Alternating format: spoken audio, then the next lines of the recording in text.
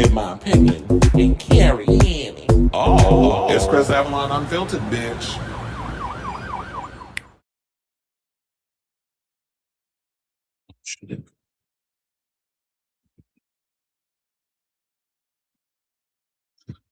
Hey y'all, welcome to Happy Monday. It's your boy Chris Avalon, and welcome to a brand new episode of Chris Avalon Unfiltered. The show we basically talk about all things going on in pop culture and hot topics, all the latest hot topics. So if that's a show for you, definitely stick around because we got a lot of tea spill today, including we got to talk box office, them number child, Melania them plunged 67% in ninth place. We get into that. Plus, there's some people that they apparently use music in the documentary, want the music taken out of the documentary. Plus, they found their Atreus over there at the God Award TV series, so that's finally shaped up. We'll get into that. Plus, I got news regarding Catherine O'Hara. Her cause of death has actually been revealed, so we'll get into that. Plus, yes, this is going to be the Benito ball, so it's going to be a lot that we're going to be breaking down in regards of all the Easter eggs, all the things that happened, all the cultural references that were brought up in yesterday's Super Bowl halftime. Plus, people was throwing shade at the fact that they was upset that they had Bad Bunny, Lady Gaga was up there performing, as well as Jessica Alba's lackluster dancing, saying, Miss Mamas, you played Honey in a movie you played a dancer in the movie Honey, and you can't dance, or you can't at least do the Wendy Williams wiggle. So we'll get into that. Plus, The View went in on Donald Trump. You know, I don't give a fuck what that idiot said, but I just thought that it was cute the way they read him for points. So we're going to play that whole segment. Plus, the curse of Drake has struck again because he did bet $1 million on the Patriots to win and they lost. Anytime that man bet on something, y'all know to do the opposite. So we got that tea. Plus Chris Brown out here showing his entire behind in regards of, did I even make that heading? I don't think I did.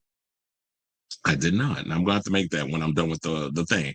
So yeah, and Chris Brown was trying to throw shade at the Bad Bunny performance, talking about we need him. No, the fuck we don't. So we're going to get into that.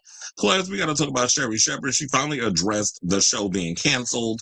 Wendy Williams, we got some sad news regarding Wendy Williams, and also some news that she might be trying to vie for her old spot now that Sherri Shepherd is about to be on the outs. Timothy Busfield's been indicted on them child abuse charges. And one of my friends actually performed for Bad Bunny last night, and they did an interview over there at Out Magazine.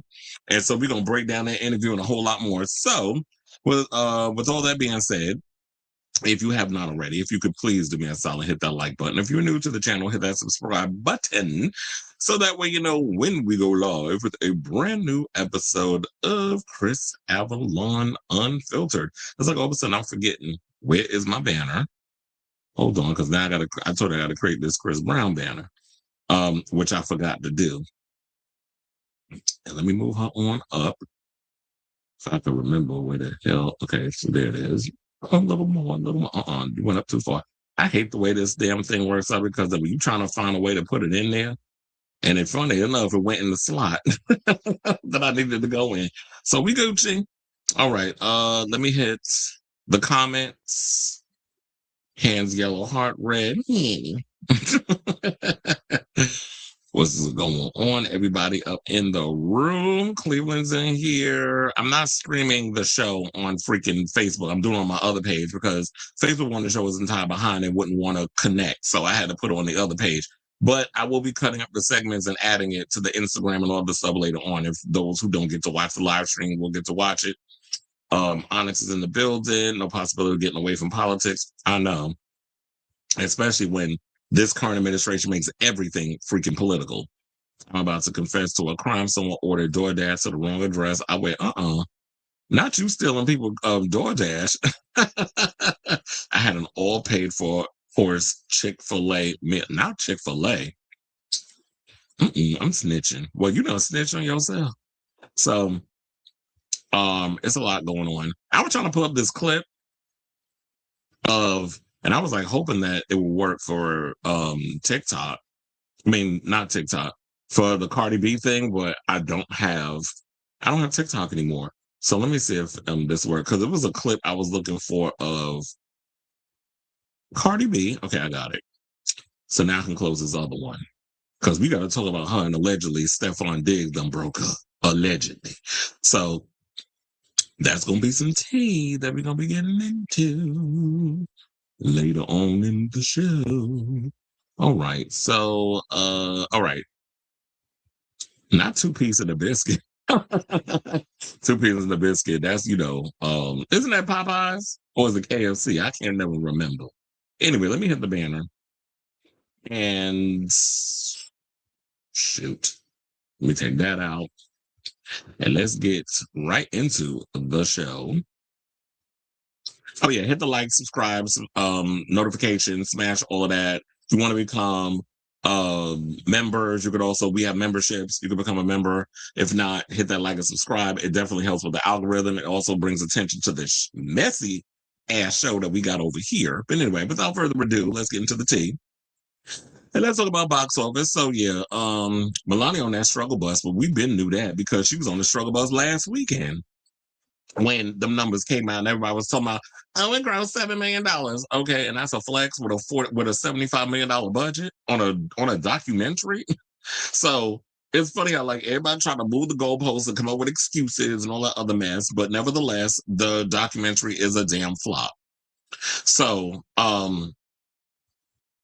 football festivities and frigid temperatures across the East Coast and Midwest kept moviegoers on the couch and contributed to a glacial Super Bowl weekend at the box office. Without any new releases from major studios, Sam Raimi's survival thriller Send Help remained in first place with $10 million from 3,475 North American venues, a 47% drop from its $19.1 million debut. Well, if y'all sitting there talking about the weather was keeping people on the couch, then how come people still went to the movies to go see Send Help? Me, I went to go see the new Jason Statham movie, which I enjoyed. It was entertaining. It was your typical Jason Statham film, but nevertheless, I had a good time with it. Now they said Melania, a documentary about the First Lady of the United States, but that was a freaking vanity project that they stitched together and tried to make it about that lady. That lady about as born as her fat ass husband. But anyway, so it plunged to ninth place with $2.37 million from 2003 theaters, representing a steep 67% decline in ticket sales. The Super Bowl, the biggest TV event of the year, almost always brings the box office to a halt. This year's revenues topped out with roughly $60 million, according to ComScore. That's not the worst Super Bowl haul of all time. That record actually belongs to 2004 dismal 38.9 million showing, led by Argyle and Lisa Frankenstein. Oh my God, I remember those two horrible ass movies. And Argyle was a huge disappointment, but turned out as far behind the pre-pandemic era. Back then, the weekend that coincides with the big game could at least be counted on to bring 75 million to 85 million across the titles. Now, Send Help had grossed 35.8 million domestically and 17.9 million overseas, bringing its global total to 53.7 million. Horror fans are infamous for major second weekend declines, but the Rachel McAdams, a Dylan O'Brien-led movie, is benefiting from great word of mouth. However, the R-rated release cost $40 million to produce, so Disney is counting on the film to stick around on the big screen through the winter. And I think it will do relatively well because not only is it a horror movie, but it's actually pretty funny. So if you haven't seen Send Help, definitely go see it because I had a good time with it. I actually want to see it again. But they got other movies coming out. I want to see that Chris Hemsworth, Halle Berry movie. So normally I don't usually go see movies more than once. But then again, Scream 7 is coming out at the end of the month. I might actually go see that multiple times. So that way I can have it, embedded in the brain with all the things I may have missed. Now, Melania's earned $13.35 million domestically after 2 weekends of release. I want to know who these people are. A notable tally for a documentary that isn't about nature or music. However, Melania costs more than just about any documentary in history. Hence why, you had that, Dr. Evil over there, Jeff Bezos, had to go lay off people at the Wall Street Journal because how else he going to recoup that? I'm like, sell one of them yachts you got or put a budget on the Joker, the one, that lady you married that looked like Jack Nicholson in the Joker. Put a tab or whatever on a low budget on her wardrobe. But he's so damn pussy. Well, he ain't going to do that. You got more money than anybody than I'll probably see in my lifetime. You could have made some cuts in your own thing, but why would you want to do that? Why would you want to actually pay people a wage? So they said those are unprecedented costs considering documentaries aren't traditionally a driver of box office dollars. Amazon MGM's lavish spend has prompted others in the industry to speculate whether the doc is the studio's attempt to cozy up to the current administration. Attempt, that's exactly what it was. But the fact that it's a flop, which we all knew it was because Quiet as It's Kept, nobody asked for this movie. Nobody asked for a documentary about Melania. There's nothing interesting about that lady. Now, if she's going to get up there and let us know all the tale what's going on in the Epstein files, and believe me, she's up in the Epstein files. Quiet as It's Kept, and many people may not know this because mainstream media is not going to tell you. But Miss Thing was up in there getting her back blown out by Jeffrey Epstein before she even saw Donald Trump or was introduced to him. So I would not be surprised if she was one of those girls that was passed around like a petri dish, like what they call those, like a trafficking victim. That she was one of those, masquerading as a model, and may have been going around recruiting other girls, to get leeway. And there's girls that do that. There's girls that, once they hit a certain peak, then it's like they become the new kind of madam where they go and they scout girls and they bring them in and they introduce them and they use the modeling agency as a smokescreen where it's one big prostitution ring. So I'm not surprised that this thing flopped. And then on top of that, you had Brett Ratner, who was one of the most disgraced directors in the industry, that's in the Epstein files, and was pictured with some young girl, underage, that he claimed was his fiance back in 2001, I believe. And then Piers Morgan asked him about it, and I can't stand Piers Morgan because Piers Morgan is just fake as they come and a rage baiter. So he went on Piers Morgan's show because he asking him, so who was the girl that you was in the picture with? And he's having a humming moment, trying to come up with something. And then he asked the girl, and then he asked her, oh, so what's her name? Couldn't even come up with the girl name because we know that what that girl was. She was some traffic victim that you was probably sliding your little 4-inch dick up in, and up in there partying, having a good time because you was up in there kikiing with oh my God, I forgot the French dude's name that went to jail and ended up dead or whatever. But he owned his own modeling agency at one point. He used to hang out with Julian Casablanca's father, who was another one, and Jeffrey Epstein and all of them. So he's up in there humming, and we're like, okay, so we already know that you sit up here lying, trying to come up with something to say, and you couldn't even do it.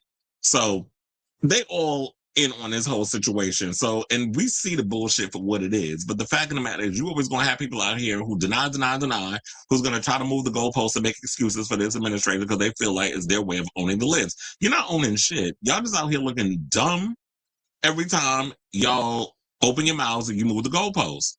And we just going to call you out on your fakeness and hypocrisy, which we definitely going to do when we get to that Bad Bunny story. So, in addition to this foolishness flopping, which we all kind of knew it was going to, because you had, and ain't enough mega churches in the world that's going to, or businesses that's going to force people to buy tickets or whatever in bulk, going to make this movie become the hit that y'all want it to become. Cults aren't that big. So now Iron Lung, which was made by YouTube creator Markiplier, slid to third place with 6.2 million from 2,930 theaters. They said that the ticket sales marked a steep 66% decline from his debut. It reportedly cost, first of all, the movie's already a hit. His budget was $3 million. I believe he put up his own money, but he also crowd surfed. So he asked his fans, like his subscribers or whatever, to help him crowdfund the movie. And he has over 1 million subscribers on YouTube.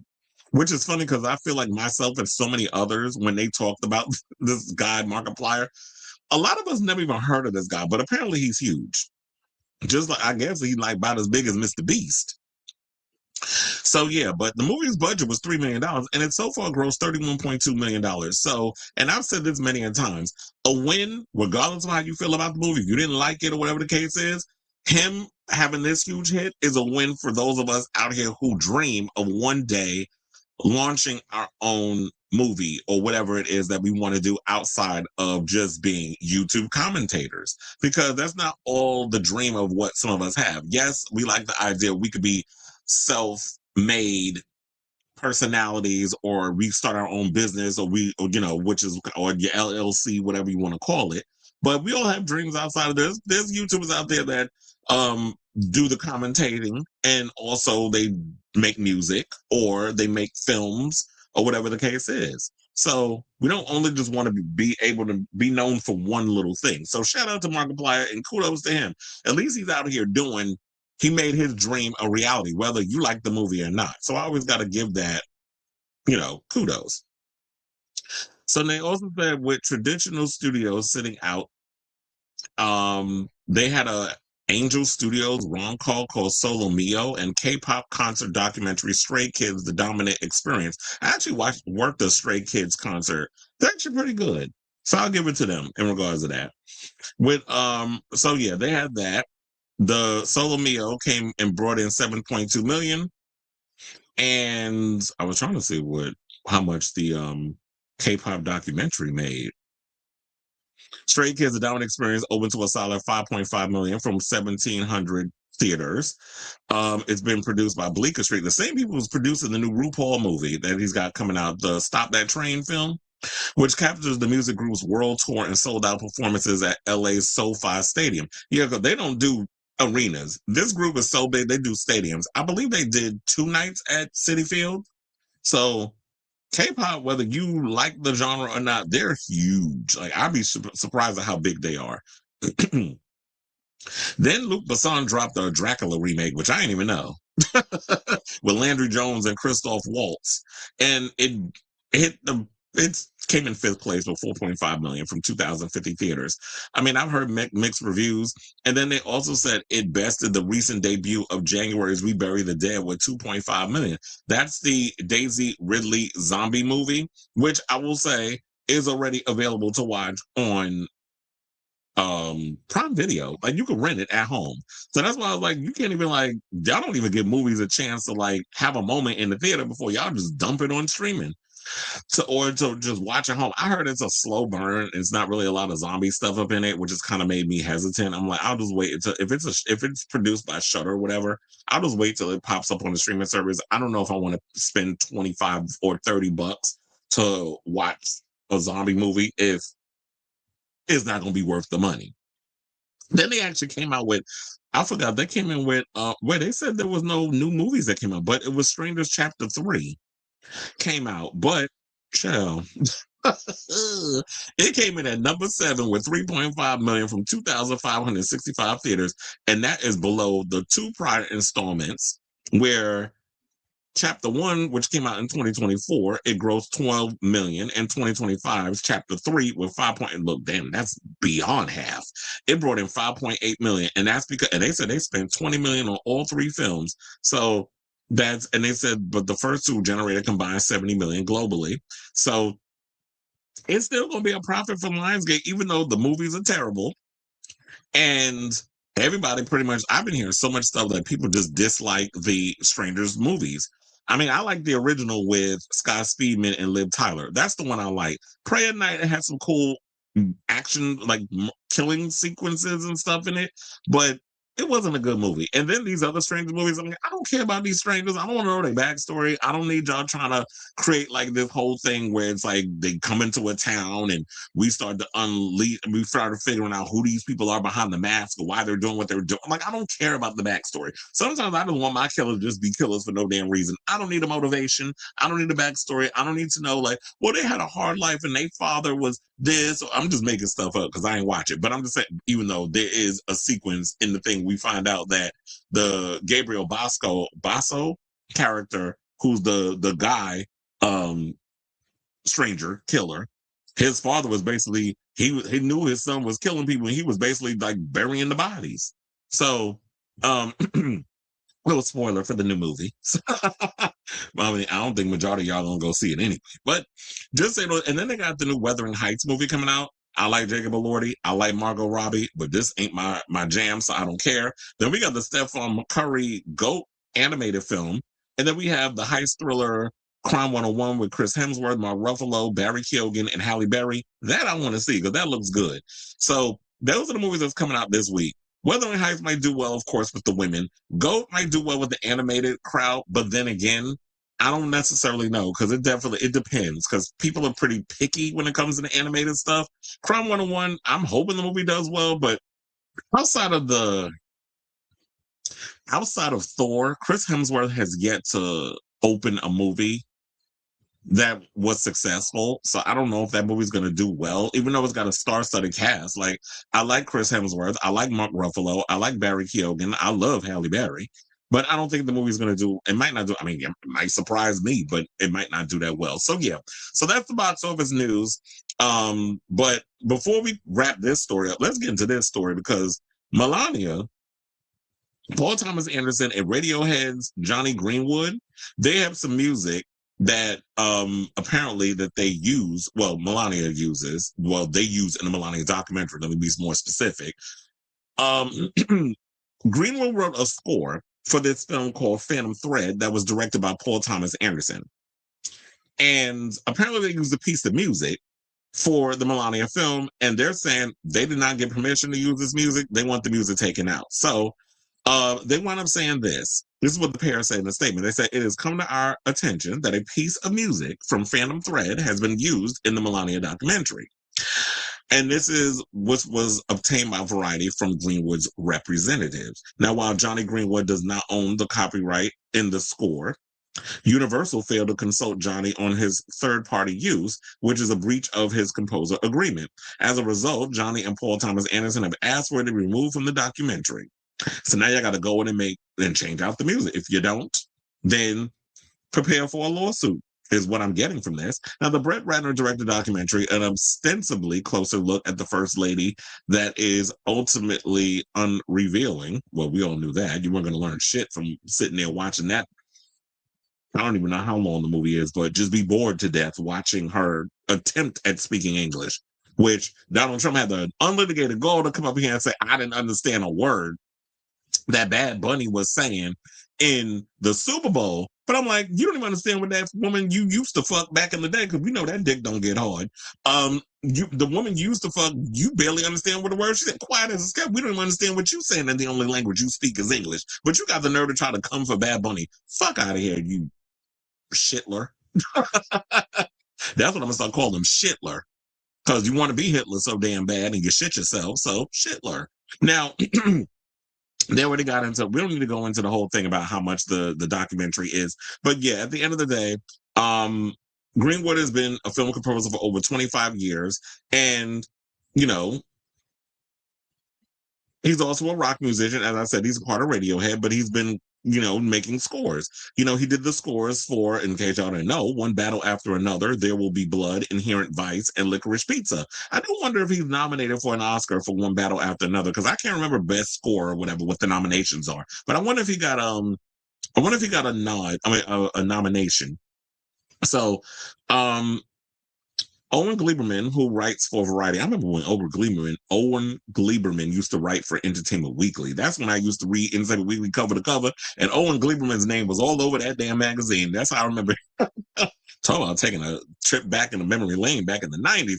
So he wrote Greenwood's work in Phantom Thread in his 2017 review, saying, "We're all too aware that something ominous has to be lurking in the shadows, and the plagiate pull of Jonny Greenwood's musical score, rapturous with longing and anxiety, summons an unmistakable 50s Hitchcock vibe." So, look, if y'all want to, if you know what's good for you, remove what you need to remove, unless you looking at a lawsuit. And there's one thing that the Trumps like to do: they love to sue, but then y'all are not prone to not getting lawsuits your damn selves. Because you know that's a family full of chaos demons. So I say all this to say, what do you guys think of this story regarding the box office and the fact that Melania's people and Brett Ratner and them, since they made the film, and Amazon, they're being called out for using a piece of music without the permission of the people, breaching their contract and all that good stuff. So whatever your thoughts are, let me know in the comments down below.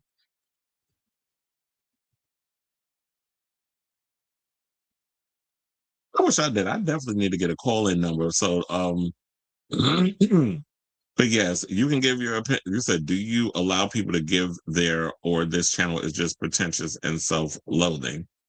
Are we talking about your own personality being pretentious and self-loathing? Because that's basically what it's giving.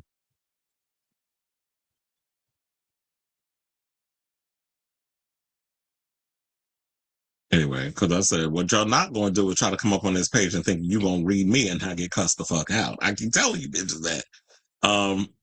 No, Oh yeah, I did read these already. Yes, I am glad that Seattle won. I was glad that the Patriots lost. First of all, the person that runs the Patriots is a damn Zionist, so I'm glad that they lost, and it was just a lot that was going on. Stefon Diggs is out, didn't win the Super Bowl. He allegedly lost a girlfriend, but then I guess it don't matter because when I get to the reason of why he and Cardi may have broken up, he ain't hurting for some coochie. I love seeing how Rachel. Yeah, she was, and that ending was a key.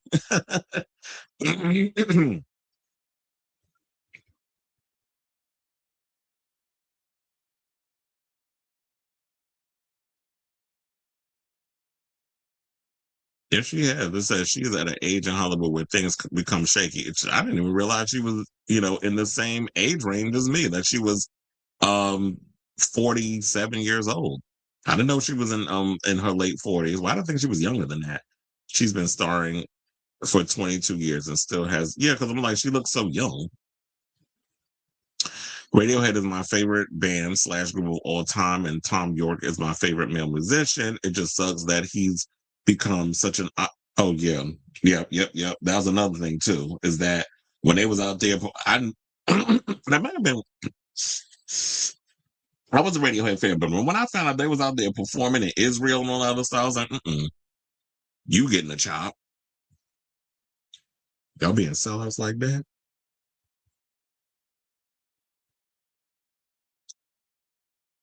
I didn't really get into Radiohead until they started getting like using more electronic elements in their music because I didn't listen to like the earlier stuff like Karma Police and all other stuff. I didn't get into them until like their later music, which was like Kid A and all that stuff.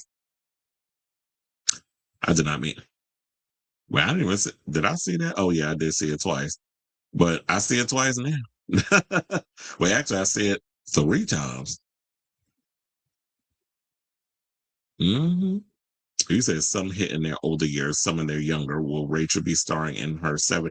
I hope so. Look, who I'm thinking is going to be another one that's going to be around. Damn, did I miss a lot of videos or messages?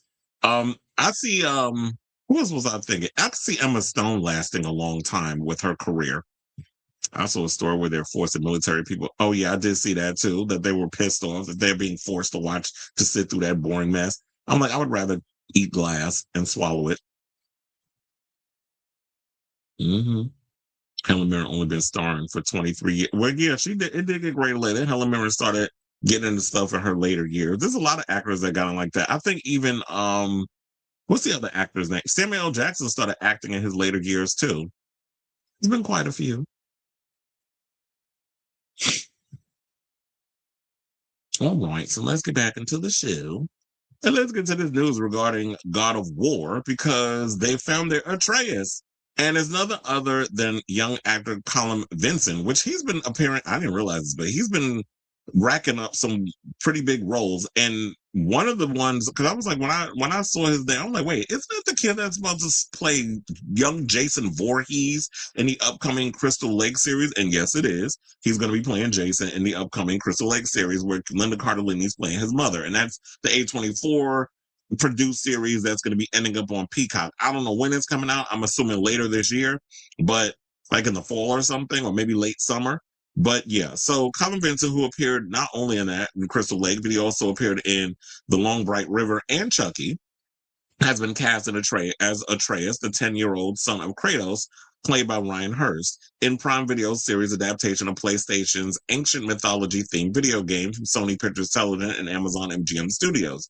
Atreus grew up in a remote forest cabin, isolated from the rest of the world and raised almost entirely by his mother, Faye.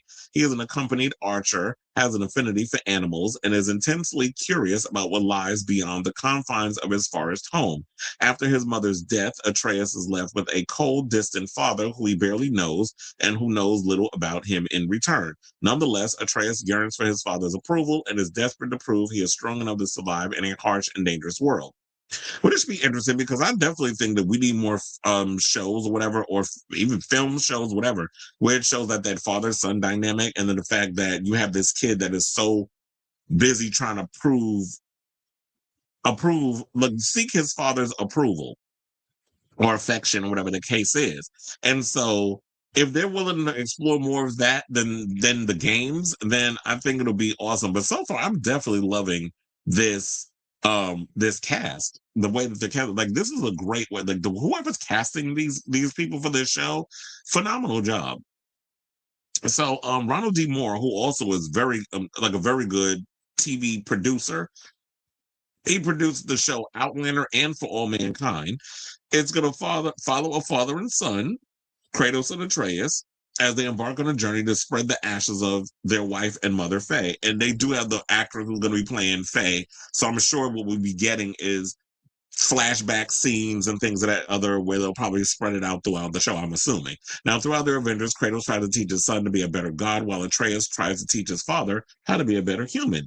Now, if it's kind of like that, what is it? That oh my god, Night of the Seven Kingdoms, where it's the lead guy, I forgot his name, jumped out of my head, and the kid Egg. If it kind of has like that whole dynamic, then I definitely would love to see that. Where it's like you got this hardened man who's so busy being a god, he forgot what it's like to be human. So it's like you're seeing the flip side of each other trying to teach, well, the two trying to teach each other how to be different versions of themselves. So they said that God of War has a 2-season order, and production is currently underway in Vancouver. So I'm wondering if they're going to actually shoot both seasons back to back. Look, aren't they shooting all 7 books of Harry Potter back to back as a TV series for HBO Max? So I'm thinking like that's what I would do. I would start shooting both shows back to back, so that way you keep the kids looking. Because kids grow up pretty quick, depending on their spurts or whatever the case is. So film it all at one time.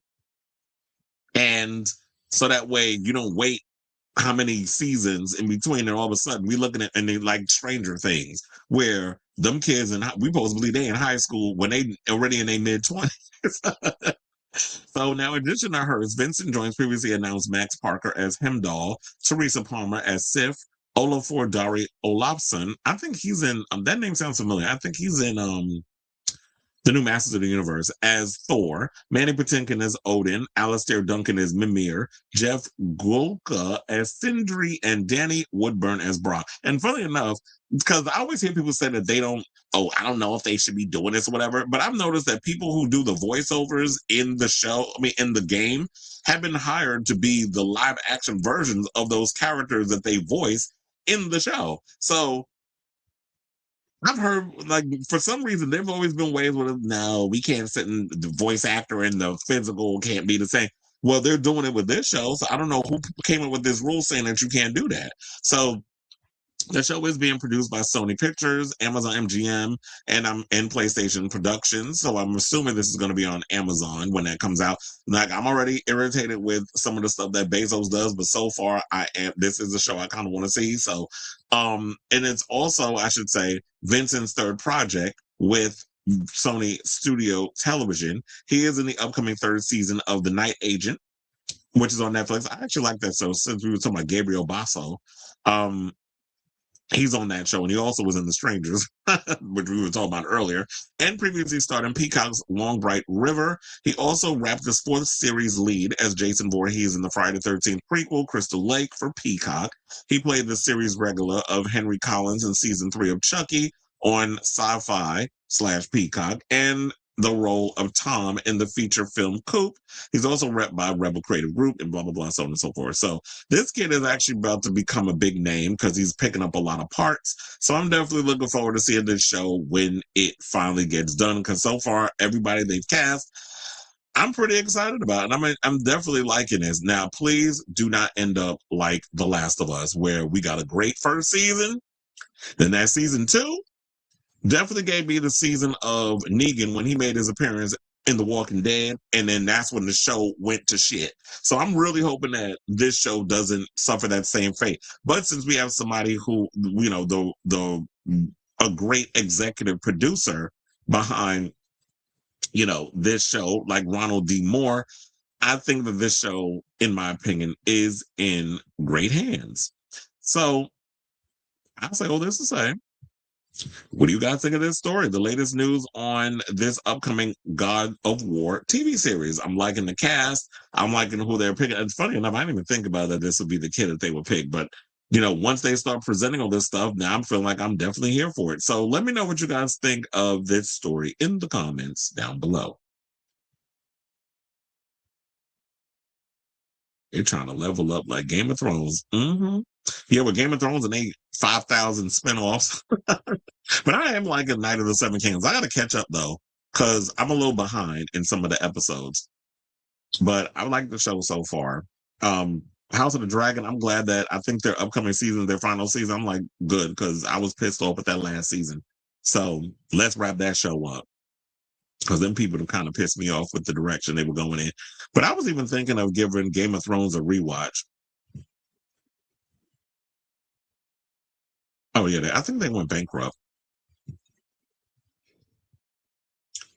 All right, y'all. So now, unfortunately, we got some sad news. So let's get into this tea regarding Catherine O'Hara. So apparently, her cause of death has finally been released. While they were saying that there were some people who weren't really being specific as to what had happened to her, TMZ nosy ass got the tea. So based on like a picture that I had seen of her where they brought it up, they resurfaced it. They said where she last appeared, I think in like November, October of 2025.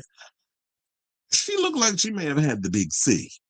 And I want to put that out there, kind of like Chadwick Boseman, so many others. Like, I don't want to be up in here body critiquing or whatever the case was.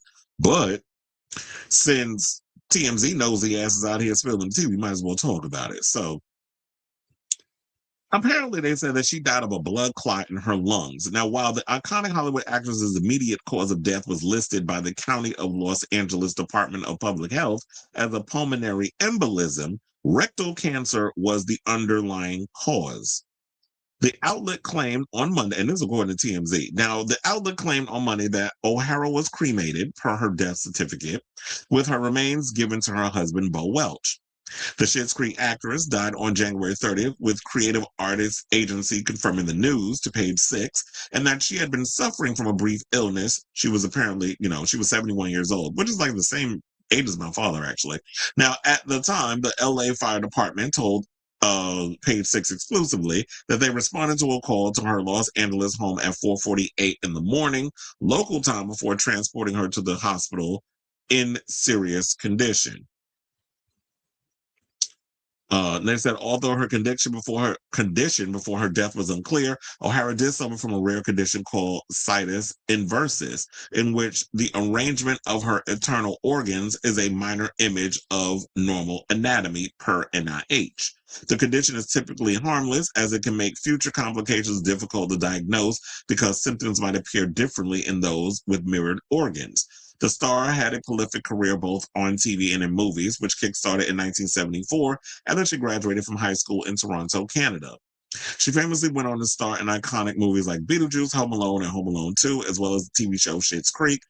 Most recently, she starred in the TV show The Last of Us alongside Pedro Pascal in the studio with Seth Rogen. One of O'Hara's last public appearances was in October 2025 at the the 2025 Angel Awards in LA. She attended with Welch, an Oscar and Emmy nominated production designer. She's been survived by her husband, their two sons, Matthew and Luke, as well as her siblings, Michael O'Hara, Mary Margaret O'Hara, Maureen Jolly, Marcus O'Hara, Tom O'Hara, and Patricia Wallace. There's a lot of damn family members. So shout out to Catherine O'Hara. She was definitely one of my, definitely an icon, definitely a great actress. I remember, I think, what was it? We at the Garden, we played a little video montage of Catherine O'Hara, and of course she got applause and everything because she was definitely an icon and a great actress. And you may not have known her name in a lot of situations, but she did appear in a lot of films. She was in a lot of comedies. And like I said, she's of my generation. She'll always be Kevin McAllister's mother in Home Alone because, as I told you, I wanted to be Kevin McAllister when I saw Home Alone as a kid. So I definitely enjoyed that. And shout out to the O'Haras and that whole family, and may she rest in peace. So I say all this to say, what do you guys think of this story regarding Catherine O'Hara? We finally found out the cause of death. I was like, it's crazy how, of course, TMZ all up in the business, but I'm glad that we finally got closure. and she can rest in peace and we could all move on because the world is cyclical. So let me know what you guys think of this story in the comments down below.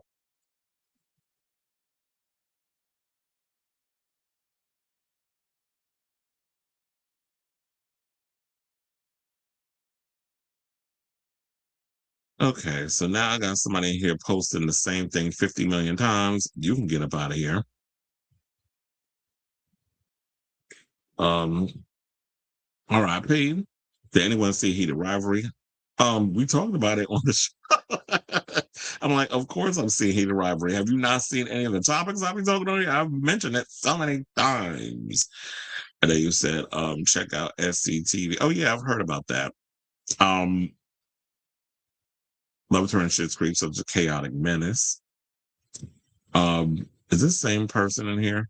How did you get this comment through? The same bullshit.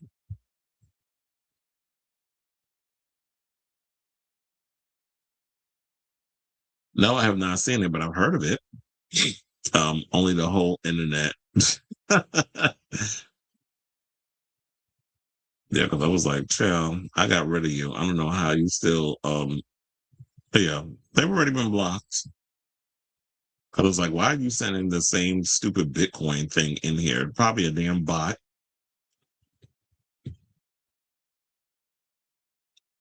All right, y'all. So now that we got all that little tea out of the way, I guess we can finally get into the story of the hour. Let's talk about the Super Bowl. Well, let's talk about the halftime. We don't care about the Super Bowl. I'm just glad the New England Patriots lost. They was getting their ass whooped. Like, they didn't even get a point in, even before Benito took the stage. It was 6-zip when the halftime was about to start. And I'm like, God damn, y'all getting y'all behind whooped out there, which I was actually glad. So shout out to the Seattle Seahawks. They definitely did their big one. They was definitely well deserved. And I'm about sick of the Patriots. That's why I was glad that they lost. Because they always want that team that always has to assert themselves or try to, or make it to the Super Bowl every year. I'm like, no, let somebody else get it. And plus they're the man that owns the team is a damn Zionist. So in addition to that, fuck y'all, and I'm glad you lost.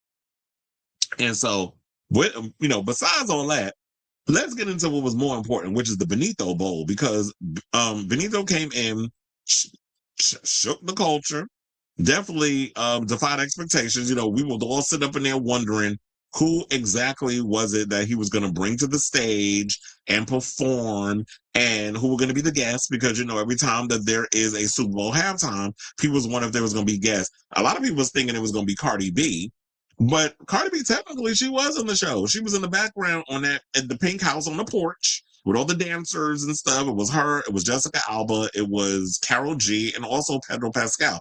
Funnily enough, I was wondering where was Danny Ramirez, because Danny Ramirez about to get that back blown out in a new homosexual movie with Pedro, where they playing lovers, but his girl was up there not giving anything. She was giving, I don't know what she was doing, but it wasn't dancing.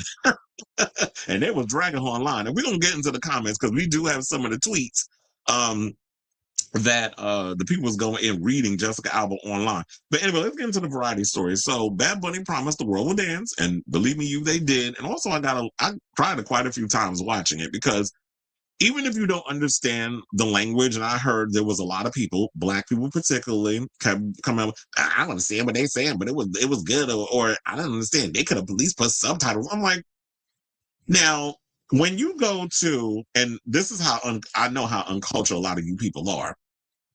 Now, I've worked shows like Andrea Bocelli for one. Andrea Bocelli don't come up in there with no English subtitles. We up there singing in Italian, because people know when you go to see Andrea Bocelli, you know what you're getting when you go to see him perform. He's not changing who he is because you don't understand the language. It's not about whether or not you understand the language. Music, the one thing I love about music is that music allows you to feel the emotion.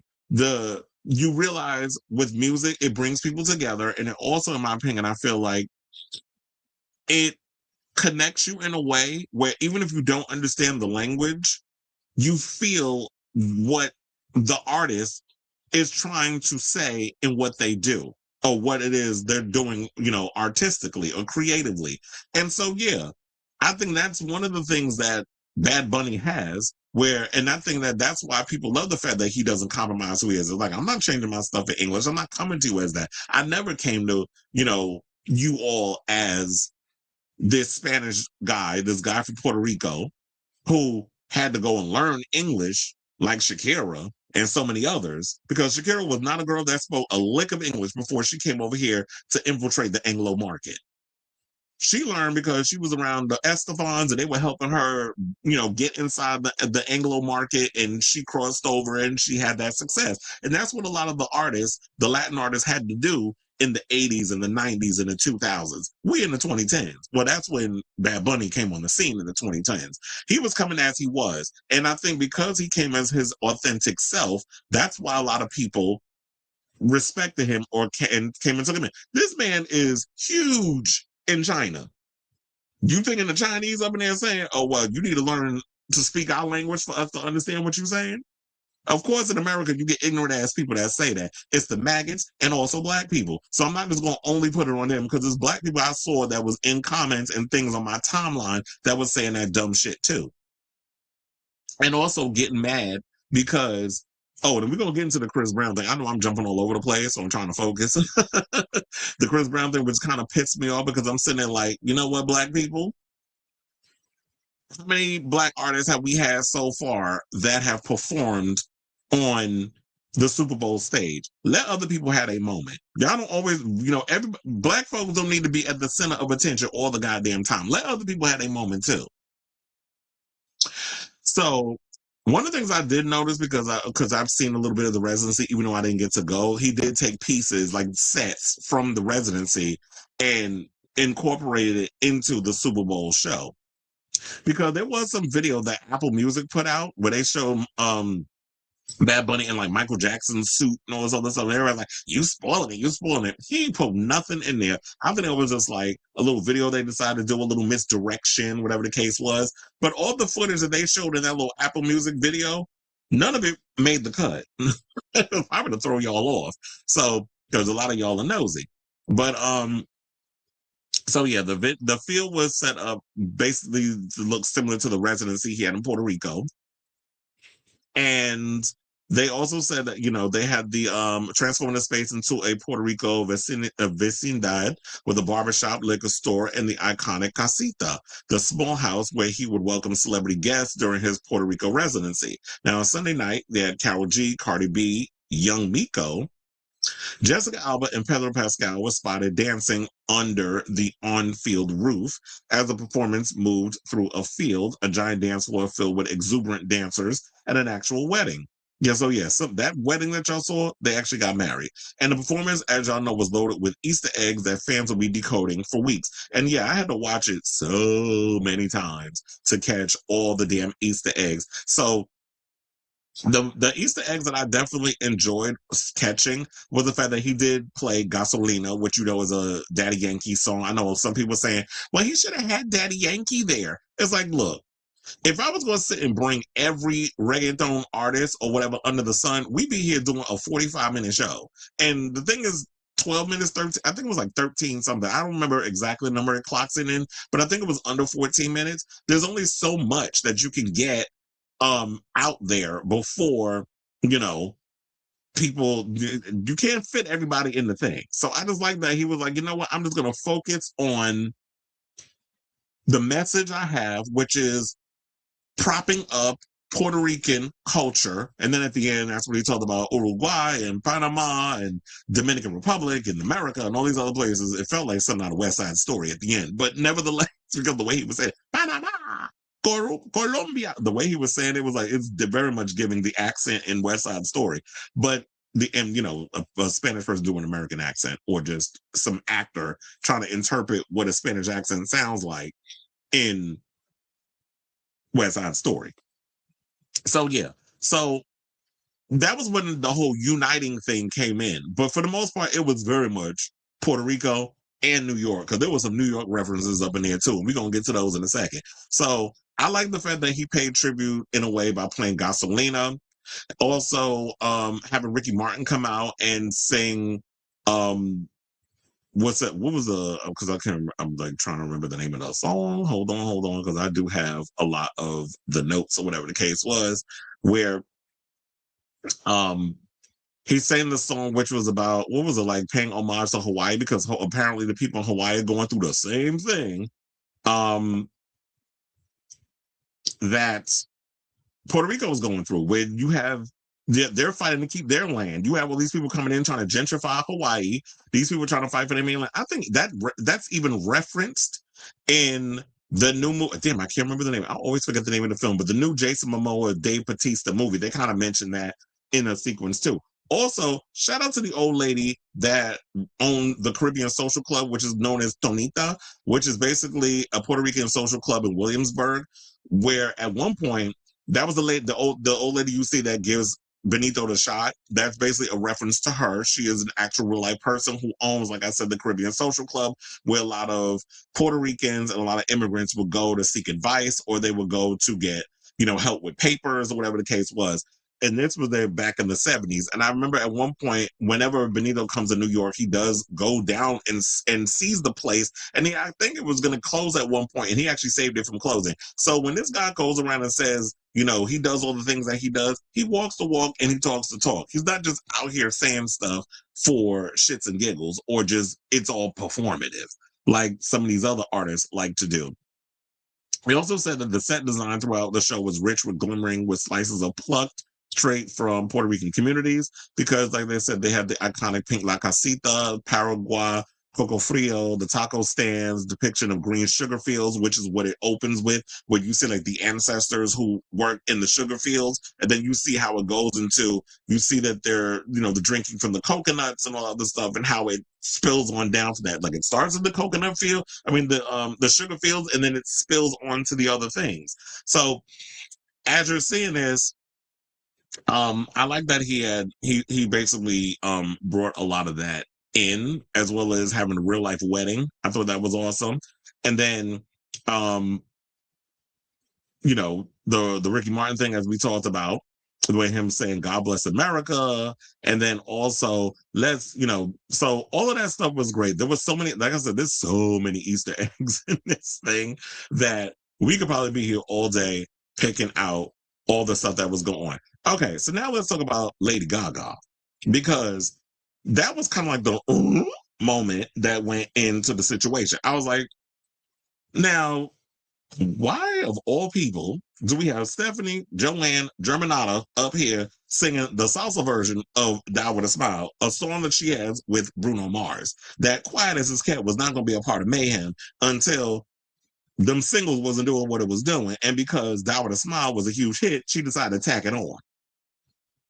Why was she part of the thing? I mean, while it was cute that she came in and did whatever, I just felt like her performance just felt out of place. It was unnecessary. I didn't particularly care for. I mean, it was I liked the version. And then from what Ebro said, because he said, because he works for Apple Music, actually you hear his voice as the announcer before Bad Bunny performs. So Ebro said on Ebro Rosenberg Laura show that he knew that Gaga was there because he heard the rehearsal. And she said she sounded great. She seemed like she was grateful to be there. But when you saw the performance, he said he noticed she was nervous. And it was probably because the insecurity kicked in. She probably was like, oh, I feel so out of place being here. And it was kind of like showing her thing a little. But she found the rhythm and she picked it up and she got in there and performed. But whenever you perform in real life, there's always going to be some nerves before you hit the stage. So, and you're outside of your comfort zone because you're at the Super Bowl. Like, I didn't understand her performance. I understood Ricky Martin because Ricky Martin went and put out the open letter, basically giving Benito his props when he won the Grammys and making history. So I understood his position and the fact that they are kind of similar in a lot of ways on how they were at the forefront of the Latin explosion that was happening. Well, Ricky was doing it when it was Spanish to English, when he had to speak the language, when he had to speak English and incorporate a lot of the Latin rhythms in order to cross over into the Anglo market, and Bad Bunny doing it on his own terms. I also found this out, and it shocked the hell out of me. With all these things happening with Bad Bunny, did y'all know he's independent? He's not even signed to a label. Like, he has a distribution deal with Sony, But he's an independent artist, so all that money he's making is going directly in his pocket, and doing that as, coming in as his authentic self. So I didn't understand the whole Lady Gaga situation and why she was there. But I did like this picture though. I mean, I like the blue dress, and I like seeing Ricky fine behind there, and them two hugging a lot and showing a lot of emotion. And that's the one thing I love about Bad Bunny, is the fact that he is not afraid to show love and affection to people. I also love the fact that when Bad Bunny climbed onto the electric pole, which basically symbolized the power outages that the island regularly experiences because of an outdated electrical grid and the island's susceptibility to natural disasters. So yes, Puerto Rico is a part of the United States. Don't let nobody who's uneducated or don't understand geography tell you different. And they deal with an outdated power grid. And so, yeah, they have power outages. And I love the fact that he brought this into the thing. So all the things that's been happening in the world, he was bringing a lot of this in there. So when people say that his performance was not political, because they would say, oh, they wanted him to wear a dress and all this other stuff. But when he played Lo Perreo Sola, that is the song that he did where he dressed in drag. And it was basically about women that what was it? That was telling them that let women have a moment, let them be sexy, let them do all those things. And so he referenced it in the performance. He wasn't like, you don't have to literally come out and dress and drag for y'all to be feel the outrage. It's like, I don't need to do all that to get your attention. I already with the type of songs that I was picking, that sets the point. So yeah, the song El Apagón, it was like that's like when which literally translates to the power outage. That's basically him criticizing the Puerto Rico and U.S. government's negligence and disregard of the island. Yet and still, you got Jake Paul's stupid retarded ass coming out here saying comments about Bad Bunny and his performance when you got a whole house out in Puerto Rico. So you're the very person that he'd be out here throwing shade at. So seeing all of that, I just thought it was pretty awesome. And the fact that there was a real life actual wedding that occurred during this whole situation. So shout out to y'all in regards to that. What else? Because, there's a lot that we got to get to in regards of, oh yeah. So before I forget it, hold on, because we got to bring up the tweets of the people that was mad over the fact that Lady Gaga was out here hold on, because now I gotta bring it up. I want to bring up all the tweets over people saying, because yeah, people was upset over the fact that she was performing. So here's what they said. One person said, I can't believe Cardi B actually said yes, but Bad Bunny didn't invite her to perform. Well, he did invite her to perform. She was in the background, if you see her right there. Now a blunder. Him not singing I Like It with Cardi B. I'm so MF and pissed that Lady Gaga performed someone not Latina during the celebration of Latin culture, and then Cardi B was literally on stage and they didn't do I Like It. Well, I do wonder if it had anything to do with, are there any kind of contracts or whatever that's going on? Like that she's currently about to go on a tour, so she can't perform alongside. Like, I don't know if that's a thing or if that's a reason, but I definitely, they should have had it on there. Also, J Balvin should have been up there because them two squash they beef. They're on that song together. So that would have been a great moment just to have, even if it was like a little 30-second thing. Didn't bring out Daddy Yankee or Cardi B. Well, look, he referenced Daddy Yankee, but that was cool. But then again, Daddy Yankee talking about he don't do secular music no more. So it's going to be hard to get him to come out there when he talking about I found God and all this other stuff. And he probably doesn't want to perform a lot of those old songs anymore. So another person said, how do you have a song with Cardi B? Cardi B is there, but you bring out Lady Gaga and sing a song that not only are you not on, but is so out of sync and is not even funny. Another person said, why would he get Cardi B a Dominican woman? And why wouldn't he get a Cardi B a Dominican woman instead? He has a song with her and her boyfriend, might be ex, was playing the game. Lady Gaga feels so random. And it definitely felt random. But some of the people I know were like, they didn't mind it. But I'm like, no, if it's all going to kind of fit in the thing, I don't want some random person just coming out there and performing. That's my Latina sister, Lady Guadalupe Hernandez Gagita. Okay, that's funny.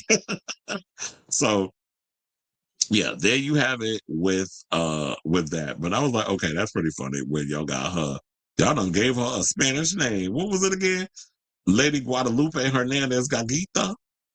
Oh, we need to start running with that one.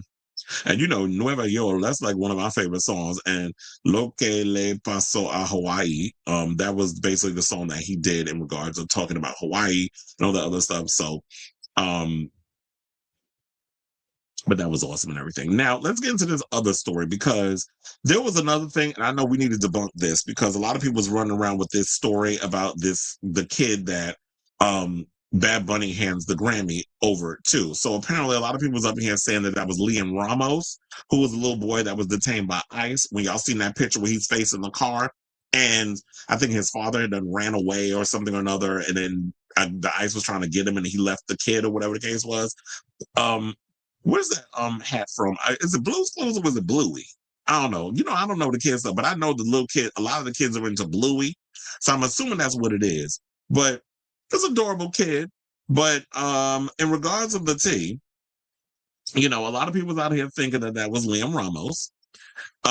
Where there's a sequence where he goes and the kid is watching TV with his parents and he comes over and then Benito gives him the Grammy and basically says, "Cri siempre en ti," which basically means always believe in yourself. And he says that quite a few times because there's a part where he looks at the camera and he's talking and while he's performing, he's looking directly at the camera and he's basically talking in Spanish saying like, I got as far as I did because I believed in myself and now I'm paraphrasing, and now you all have to believe in yourself. So he's been out here basically encouraging everybody that if I can make it, you can make it too. So so the kid's name, actually his full name, Liam Conejo Ramos, who was an immigrant who has made headlines in recent weeks, in Minnesota. So apparently, to get to the point, the kid isn't him. There's not the same kid because I saw this floating all over Twitter. And at one point, I even put it in my comments. Then I was like, wait a minute. Before people start reacting and coming from my head, talking about, oh, that's not true. It's not true, whatever. And then I got to read it like 50 million times and y'all going to piss me off. I was like, let me just do the quick Google schmoogle research. And then I look it up and then come to find out it's not the same kid. So apparently, there was somebody, because I was trying to find out what the kid's name, but apparently the kid's Liam Ramos' father's name is Adrian Conejo Arias. Now, they said back in January, the pair, originally from Ecuador, went viral after they were detained by ICE agents while returning home from Liam's preschool in Minneapolis. So now, sharing a side-by-side photo on Twitter, one person wrote, "The little boy who Bad Bunny handed his Grammy to at the Super Bowl was Liam Ramos." Another Twitter, because we don't call it X. If you're gonna dead name your own trans child apartheid Clyde, we're gonna keep dead naming your damn streaming channel or app, whatever the fuck you want to call it. So another Twitter user said, "Little Liam Ramos, the 5-year-old taken by ICE, was given Bad Bunny's Grammy at the Super Bowl halftime show." They said half, but it's half, not HAVE, chat. I cry like a bitch.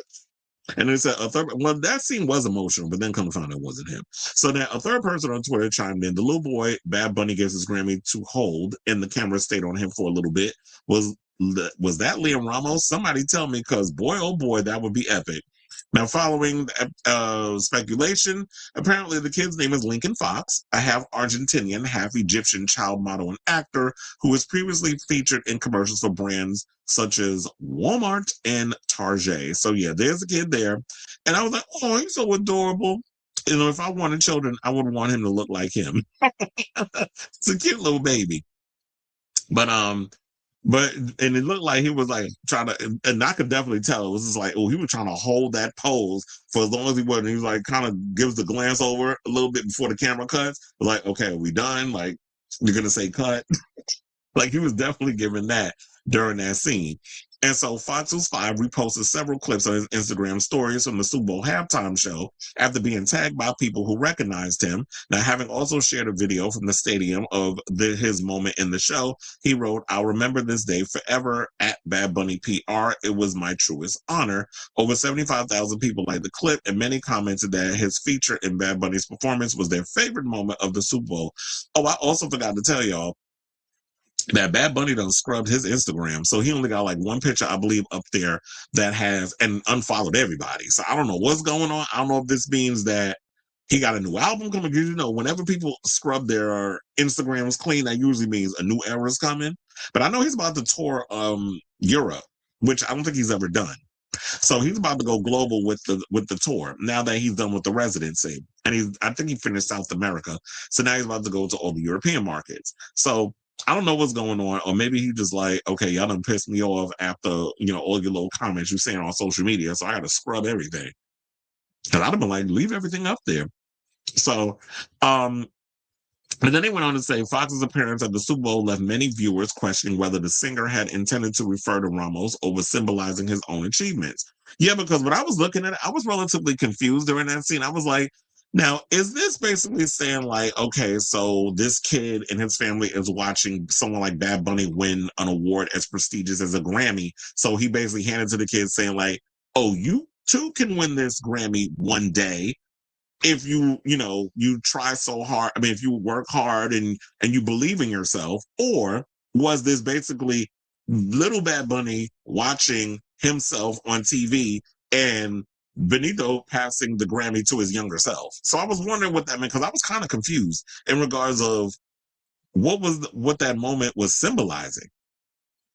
But one person said, not Liam Ramos. It was intended to be young Benito, the dream big / dreams come true kind of message. This is what one person wrote on Twitter. So I guess we won't really, that's what a person is speculating, but we won't truly know until one day Benito shows up and has something to promote and people bring up the Grammy. I mean, not the Grammy. Well, they'll probably bring up the Grammy thing, but the Super Bowl halftime, and then him giving an interview, maybe he'll let us know what all the little symbolisms, particularly that sequence, meant. So, now rep for the W Group, which represents Fox, confirmed in a statement obtained by People that Ramos didn't appear in the halftime performance, and saying Lincoln Fox's appearance during the halftime performance came about through standard entertainment industry casting and coordination, and we are incredibly proud of the professionalism, humility, and excitement he brought to the experience. This is what the W Group spokesperson said. It was a meaningful moment for him and one that reflects the positive direction his young career is taking. We are also aware that some viewers have mistakenly identified Lincoln as another child, Liam Ramos. We want to gently and respectfully clarify that Lincoln Fox is not Liam Ramos. At the same time, our hearts truly go out to Liam and his family. Public attention can be overwhelming, especially for children, and we hope that that the conversation surrounding him is handled with compassion, sensitivity, and understanding. Every child deserves kindness, privacy, and grace. While we emphasize deeply with that situation, we also hope space can be made to recognize Lincoln's individual journey and achievements. The W Group statement concluded, he is grateful for the encouragement he has received and remains focused on continuing his path in a positive and respectful way. Well, look, that's why I said, you got to give kids their space. Like, I know it would be overwhelming for somebody like that. And while that would be an epic moment for Benito to bring out the detained kid, I'm actually glad that he didn't do that, because I feel like it would have came across. I mean, while it would have been an icon moment, like give a face, the middle finger to this administration and this ICE Gestapo, I do feel like it would have kind of come across as exploitative on Liam's part, on Bad Bunny's part, in regards of giving this kid a light in that whole situation. So I'm glad that he didn't go with that move. I'm glad he picked like some young actor to play a younger version of himself, if that was the intent. So shout out to Liam, shout out to Lincoln, and shout out to all the people that made their little moment in the video. The ones that was in the background that, were a part of the stores and all the other stuff that was having their moments or whatever. You got your 15 minutes. So now, after that, there was some drama, conflama, that went down with some of the performers. like Jessica Alba, because apparently social media was dragging her for her dancing, or I should say lack thereof. So even though Cardi B rhythmless ass was up there shaking, all that plastic, um, Jessica Alba, you could have did a little 1-2 step. You could have did a little something. I mean, how you entertain this young man, Danny Ramirez, or you really entertaining him? You got a younger man, you got 3 kids. Shit, you played Honey, a dancer in a dance movie called Honey. You ain't gonna dance. You're not gonna give him a little something. You're not gonna give like the Wendy Williams shimmy. She wasn't doing that. She was standing up there like looking at the jumbotron. I guess pretending like she was moving. I did notice that Pedro Pascal, when he noticed he was on camera, he started moving a little harder. But at least he was doing something compared to Jessica. But anyway, so football fans slammed her for her dancing skills during her appearance on stage during Bad Bunny's performance at the Super Bowl. I think it's 60 halftime show, and social media users were not holding back. Now, Alba, who's 44, joined Bad Bunny in the beginning of the performance, dressed in a white corset, tank top, and jeans, among other background dancers. She joined fellow stars like, as we mentioned, Cardi B, Pedro, Pascal, and Karol G as they dance on stage, but many on social media pointed out that she seemed more timid than the rest. Probably insecure and self-conscious. She barely... so let's get to the tweets, because I saved those. Hold on. Let me pull those up, because we got to be messy on this show.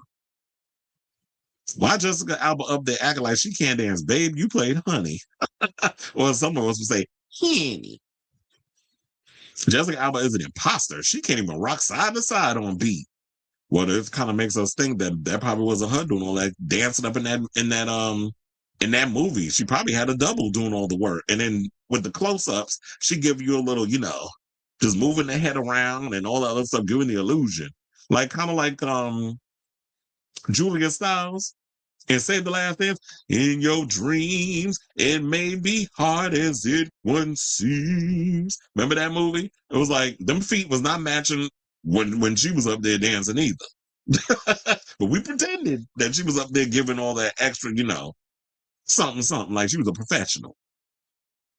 And Jessica Alba still not knowing how to dance. Jessica Alba still can't dance. And so then there's those were some of the tweets and everything that was going on with that whole situation. So let's see if there was anyone else to answer that. So they were just up in there criticizing her dance, and that's basically it. And now last but certainly not least, I guess we could add it to the docket, because I was gonna make it a separate thing. Hold on. Okay, so let's get into this Whoopi Goldberg, The View situation. So so the ladies of The View opened up about the Bad Bunny performance, even went in on Donald Trump, because Donald Trump went and sent out a whole citation regarding what had went down at the Benito Bowl. Even though they all said they wasn't going to watch. They said they was going to watch, the Clan Fest over there on YouTube, which was headlined, the Turning Point thing, which was headlined by Kid Rock, who basically was up there like a full-on drag queen lip syncing for his life. Because whenever, and I'm like, you people are just slow, because he kept moving the microphone away and the lyrics were still going. It's like, did you not rehearse? Because how you still up here performing and lip syncing and making it so obvious? So I had heard there were some issues because they were trying to also stream on Twitter, but apparently they didn't dot all the I's across all the T's to have that happen. So they were subjected to YouTube. And I saw some people saying it was 5 million to 7 million. Same numbers y'all coming up with about the Melania documentary that y'all sitting up here talking about was a hit when it wasn't. So they kept saying it was 5 to 7 million. Right on the curb, they were bots, because they were saying, like, because when you do this show, when I do this show, y'all see when y'all have the comment thing up there that it moves, right? When y'all be posting stuff up in there. Oh, they said it wasn't moving over there with, the Clan Festival that they was having over there with Kid Rock. And funny enough, remember that old loose skin fat fuck over there? What's his name? Spring Roll said that, they don't want to hear my political opinion at the Grammys. Y'all gonna hear my opinion in a couple of days. Well, guess where that motherfucker was? Apparently he was over there at the Turning Points event with Moses Mike Johnson, the closet queen with the glasses. So They was all up in there kikiing. So he basically just revealed where he stands. He stands with ICE. He stands with all those bigots over there and got the unlitigated gall to hide behind Jesus to spew his bullshit. This is why I told y'all that man was full of it. But people buy into the foolishness. Y'all go ahead and do that. I don't care how much Ozempic you shove up your ass. You still an asshole. And don't use jail as an excuse. Like you didn't know nothing about the internet. It ain't like you just got dropped out of prison yesterday. So I just love how some people like to run up in here and use the hip hop culture, and y'all low key some damn racists. Created by black people, by the way. So Donald Trump went on this tangent, and the point I want to try to make with all this is, if y'all was so busy running over here trying to create your own little thing, because I've said this, if you have to create your own Super Bowl halftime event, y'all the same people that would want your own separate water fountain. It's definitely giving that y'all mad that the world is evolving and you got to interact with people that are different than you. Because you need to keep the hierarchy going. Because you still have to try to have power or tower over other people who you feel like are beneath you.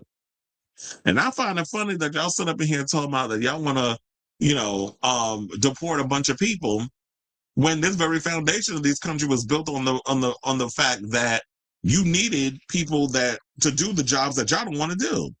So when you start getting rid of all them people because you want about them jobs, when it's not even them, it's the corporations that's cutting all over y'all and then replacing y'all with AI and all these other things. But you want to blame immigrants. You want to blame trans people. You want to blame all these people for taking things away because you sitting there listening to them rich people. And that's what I love about Bad Bunny's performance. He's saying we have a lot more in common than we realize. When we come together and we realize that we have a lot more in common and we unite, that's when you take them people down, the oligarchs and all these rich people who want to continue to keep us fighting amongst each other so they can continue to steal and leave us with crumbs. That's what all this is about. And it's always been about that. So the ladies of The View went in and called out Donald Trump because he went on a whole tangent on his live social. And that's my thing. Like, if you truly believe in what y'all doing over there with Turning Point and the Klan meetings and all that other mess that you got going on and putting pictures of the Obamas as monkeys and things of that nature, if you truly are die-in-the-weeds racist, if you truly believe in that stuff, then why weren't you over there supporting the Turning Point halftime? You sitting at home hate-watching the Super Bowl in halftime and talking about that it was the worst thing and the dancing and what about the kid? Oh, the same kids you allegedly was out there fucking on the Epstein Island? Is that what we talking about? So now all of a sudden, what about the kids? When allegedly you like they said, you in the Epstein files more times than Harry Potter's name has been mentioned in all Harry Potter books. And there's 7 of them. So if we're going to do that, all of a sudden we're going to do what about the kids, sir?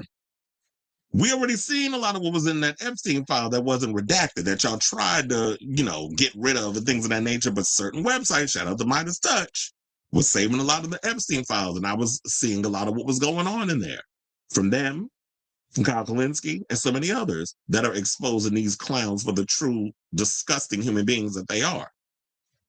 So he's up in there ranting and raving about all of this mess. And I'm sitting there like, but why are you giving attention to something when you said you wasn't going to be, y'all was going to boycott the Super Bowl, boycott halftime. You don't like the fact that this band is on there, whatever, but you got a whole lot to say. So you sitting there watching, and you know who also was watching it? The people at Mar-a-Lago, because Lady G, aka Lindsey Graham, posted on their social media recordings of them sitting there watching the halftime. So why don't y'all have it on over there with Erica Kirk and them? They losing ratings over there. Because what I heard was, y'all sitting over there saying it was 5 to 7 million. Quiet as it's kept, it was 200,000 people that was watching the Tapussy event. Because that's what we're going to call it, Tapusa. That, when we Turning Point USA, we don't call it Tapussy. Because there's a bunch of pussies that was up there performing.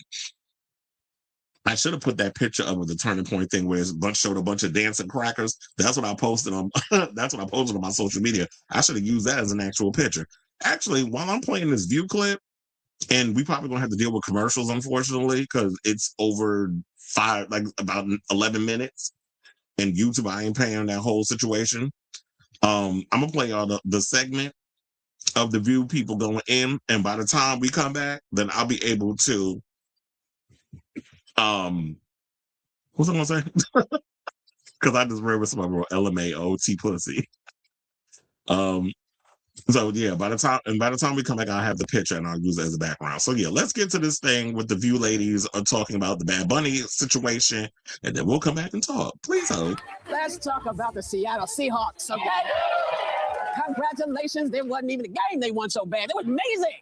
Just like, we won. It was fabulous. And congratulations to Bad Bunny. Hold on. He had more than 130 million viewers tuning into one of the most anticipated halftime shows in the history of the Bowl. Check it out. Escucha, no, yo tengo una otra. Ey, ey, ey, 4 de julio con la Yulai. Ando con mi prima borracha Lulay. Los míos en el Bronx, a ver lo que hay. Con la nota en high, por huequito en high. Ey, ey, cuida con mi corillo, que somos un montón. Welcome to the Benson. United States, Canadá. Puerto Rico. Seguimos aquí.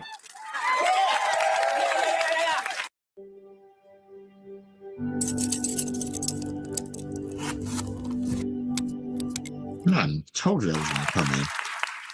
But alas, not everyone was a fan. You know who posted that it was an affront to the greatness of America and doesn't represent our standards of success, creativity, or excellence. He definitely did not write that statement. Like, there's no way. You know, listen. It's a little too coherent.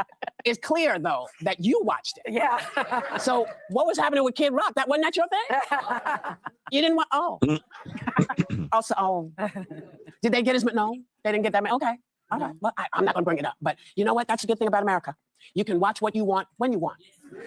So you were able to watch Kid Rock, or you could watch Bad Bunny, or if you were smart, you go back and forth just to stay on top of stuff. But you know, what I know people, I'm sorry, I keep laughing because I think you don't recognize excellence and creativity when you see it. Do you know how creative that was? Yeah. What he did? Yeah. I mean, the production alone. It was just, unbelievable. I mean, come on, man. I know. I mean, he was upset. He said no one would understand what was being said. You didn't understand. Yeah. A lot of people did. You didn't have to understand or speak Spanish to feel the joy and to feel the unity and the message of inclusivity that was there. Yeah. Of course, you know, I've been going to Puerto Rico since I was a little kid, since my mother is from there. And it was such an homage to the island, La Isla del Encanto. Yeah. It was so beautiful to see the sugarcane in Puerto Rico, to see the pava hat. And, you know, people kept on asking me, like, what is this? What were you wearing on Friday? This hat used to be worn by farmers in Puerto Rico, right? Working the sugarcane fields. And it's just made from palm straw. Mm-hmm. But at some point, it was sort of, it meant poverty, but Puerto Ricans reclaimed it. And instead of it meaning like el jibarito, like the farmer, it means your connection to the land, to the island. And that's why we wear it with such pride. And then, you know, you have men playing dominoes. You have the music, you have the casita. It was just joyful. And I think a very important political statement that was made is that the power grid in Puerto Rico has been a problem for so long. It's a problem historically. It's been corrupt. It's run by a company that doesn't own it, but the contract guarantees payment regardless if the electricity works or not. And so Puerto Ricans have the highest electrical bills in our country. And the grid goes down all the time. I was there for New Year's Eve. Grid goes out, you know? And so I think the fact that he highlighted so many of the things about Puerto Rican culture and then all Latino culture, when the Latino community is under attack right now in this country, I think it meant not only a lot to Puerto Ricans, but to every Latino and every American as well. Yeah. So I was verklempt. You know, I think maybe the reason that Trump doesn't like Bad Bunny is because Bad Bunny, unlike him, isn't a Nepo trust fund baby. Yeah. Just 10 years ago, this is amazing to me. Just 10 years ago, Benito Martinez Ocasio, Bad Bunny, was bagging groceries at a supermarket in San Juan and uploading his music to YouTube. And 10 years later, here he is at the biggest stage in the world. Yeah. And one of the things he said in the concert was, in the halftime show, was that the reason he was there is because he had belief in himself. And he urged the rest of us to believe in ourselves. Yeah. And every time Bad Bunny has gone on stage, from the very beginning, when he started getting awards, when he started going to concerts, he always thanked the Latino community that was behind him. And last night, he delivered. Every time he's gotten asked how you feel about the Super Bowl, the word that came out of him was grateful. I got to tell you, when I saw Ricky Martin come out there. Yes. And I mean, that look good too. When I saw Ricky and he was singing the most poignant song, which is about, I don't want for Puerto Rico to go through what Hawaii has become. Cuando Ricky se sole, ese lelolai, por poco me da algo. But he was, I really can't, and there were so many people texting me yesterday on my timeline who told me they were weeping. And I can't overstate what it means to the Latino community that has seen itself persecuted, attacked, racially profiled. We have seen for the last year our children dragged through the streets. We have seen our pregnant women, our elderly dragged through the streets, disappeared and detained. To have Bad Bunny use that platform to say, do not otherize us. We are all part of America and we are all equal and we all belong and love is stronger than hate. To have him give that little Grammy, the Grammy to the little boy that represents, there's 3,800 children in detention centers right now. So the different symbolisms of, of having Ricky there, who's part of a different generation, but knows what it's like to go around the world without losing his heritage, always knowing where he comes from, being proud of his roots. Micro joys help us deal with macro sadness. I have had macro sadness for over a year under Trump, seeing what he has done to my community and what he continues to do to my community. I am so grateful to Bad Bunny for having given me that micro joy, and I will see that halftime show. I've seen it 5 times already. Yeah, same. And by the way, kudos to the NFL. Hold up, Alana in Texas just placed the dreamiest protein coffee order. She picked Snickerdoodle or NFL, they made a decision that I said this would be the most watched halftime show and that it was a smart business decision. They made it by choosing Bad Bunny. They committed to it and they didn't blink. And it's obvious why. The NFL wants to be an international brand. They're doing more games abroad than they ever have. He's multiple times over, Bad Bunny has been the most streamed artist on Spotify.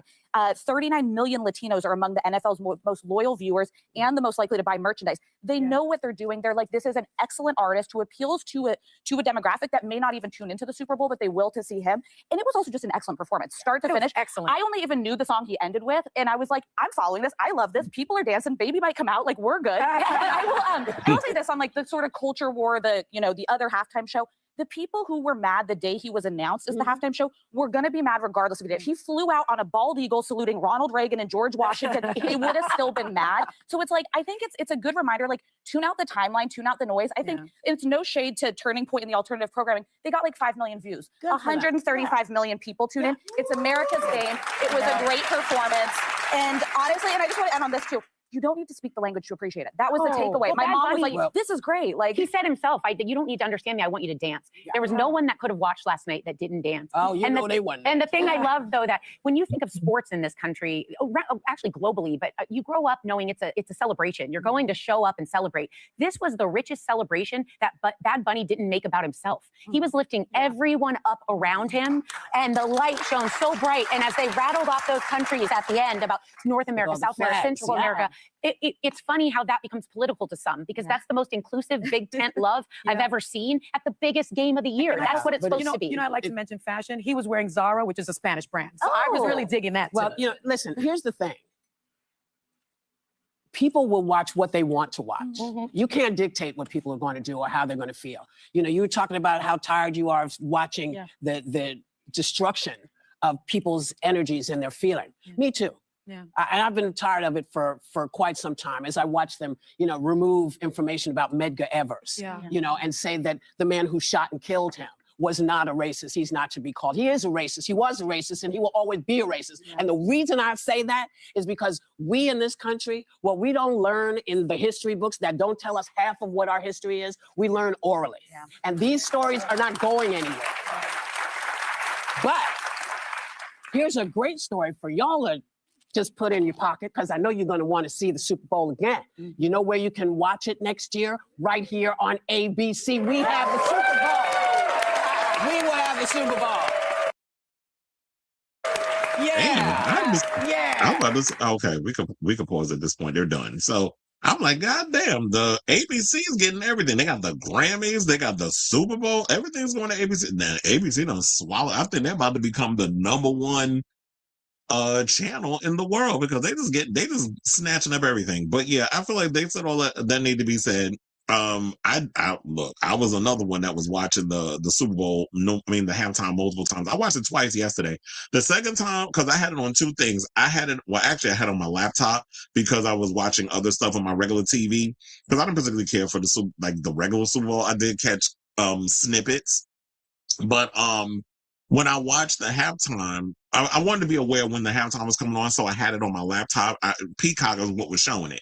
So the good thing about it was, because I don't know if it was going to work on the regular TV, but after I was done, I was able to rewind it and watch the thing again based on the stuff that I missed. And then this morning, which I knew they were going to do, they were going to drop the full Super Bowl performance on YouTube. So it's available to watch on YouTube as many times you guys want. And I was starting to catch all the little things that was going on, all the Easter eggs and all the things that I had missed, all the celebrities. Because somebody said Cardi B was out. I didn't miss it. I missed it the first time because there was so much going on. He had so many people up there performing. There was so many cultural references that I was just trying to eat it all up and take it all in and absorb everything. That upon first time, I was going to miss out on a lot of stuff. So you got to watch the performance so many times. And I can tell you, every time I watched it, it tugged at the heartstrings. I got emotional. And, it was just a lot that was going on. So, yeah, I was definitely excited for. Oh, wait, hold on. Because I did say I was going to bring up that picture. Because I did find it. Hold on. I was like, where we going? We got to find it. In case y'all didn't see this picture that I have, I was posting all over social media. Everybody was having a cackle. So I was like, yeah, let me put that out there. So yeah, this photo right here, which you could literally see the dancing crackers and the American flag, and it was the Turning Point halftime show. That's basically what it was giving. And so everybody saying it was 5 million, but yeah, a lot of people said no, it was 230,000 because people were screenshotting it and they were showing it on on social media. So they weren't even getting the numbers that they claimed that they were getting.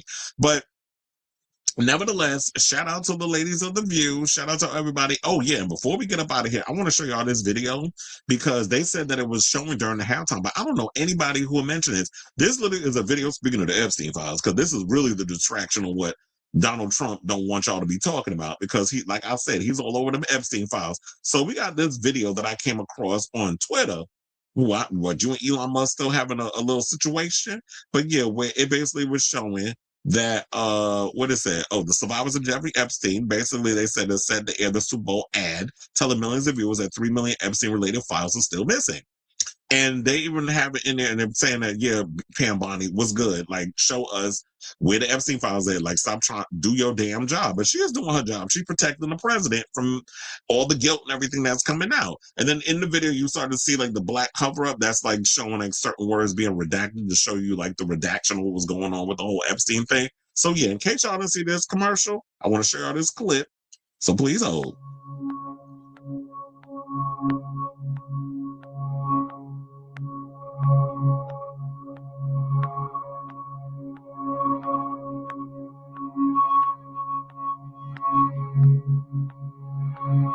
After years of being kept apart, we're standing together. Standing together.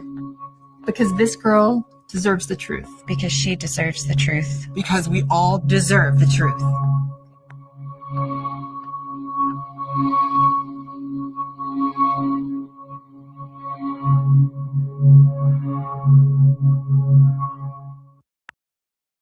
All right, so yeah, that's pretty much it. And I feel like we could just leave it there at this point. So I say all of this to say, what do you guys think of this story? Because it was a lot to unpack. I know this is going to be a long answer. So yeah, what do you think about all of this? All the stuff that we brought up in regards of what did you think of the Super Bowl halftime performance? What did you think of Benito's performance? What did you think of the View segment? What did you think of that Jeffrey Epstein file commercial that they said that they aired last night on the thing? I don't know because I only saw a couple of the commercials, but let me know if they actually showed a commercial. I don't think they did though.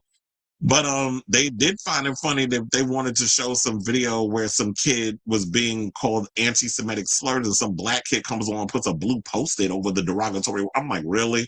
Meanwhile, y'all still refuse to talk about the atrocities of Gaza, which I want to sit up here and still perform this narrative that Jews are being persecuted in the United States of America. But okay. So with all that being said, let me know what you guys think of this story in the comments down below.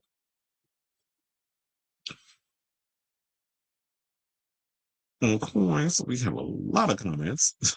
So let me scroll on up and get to it.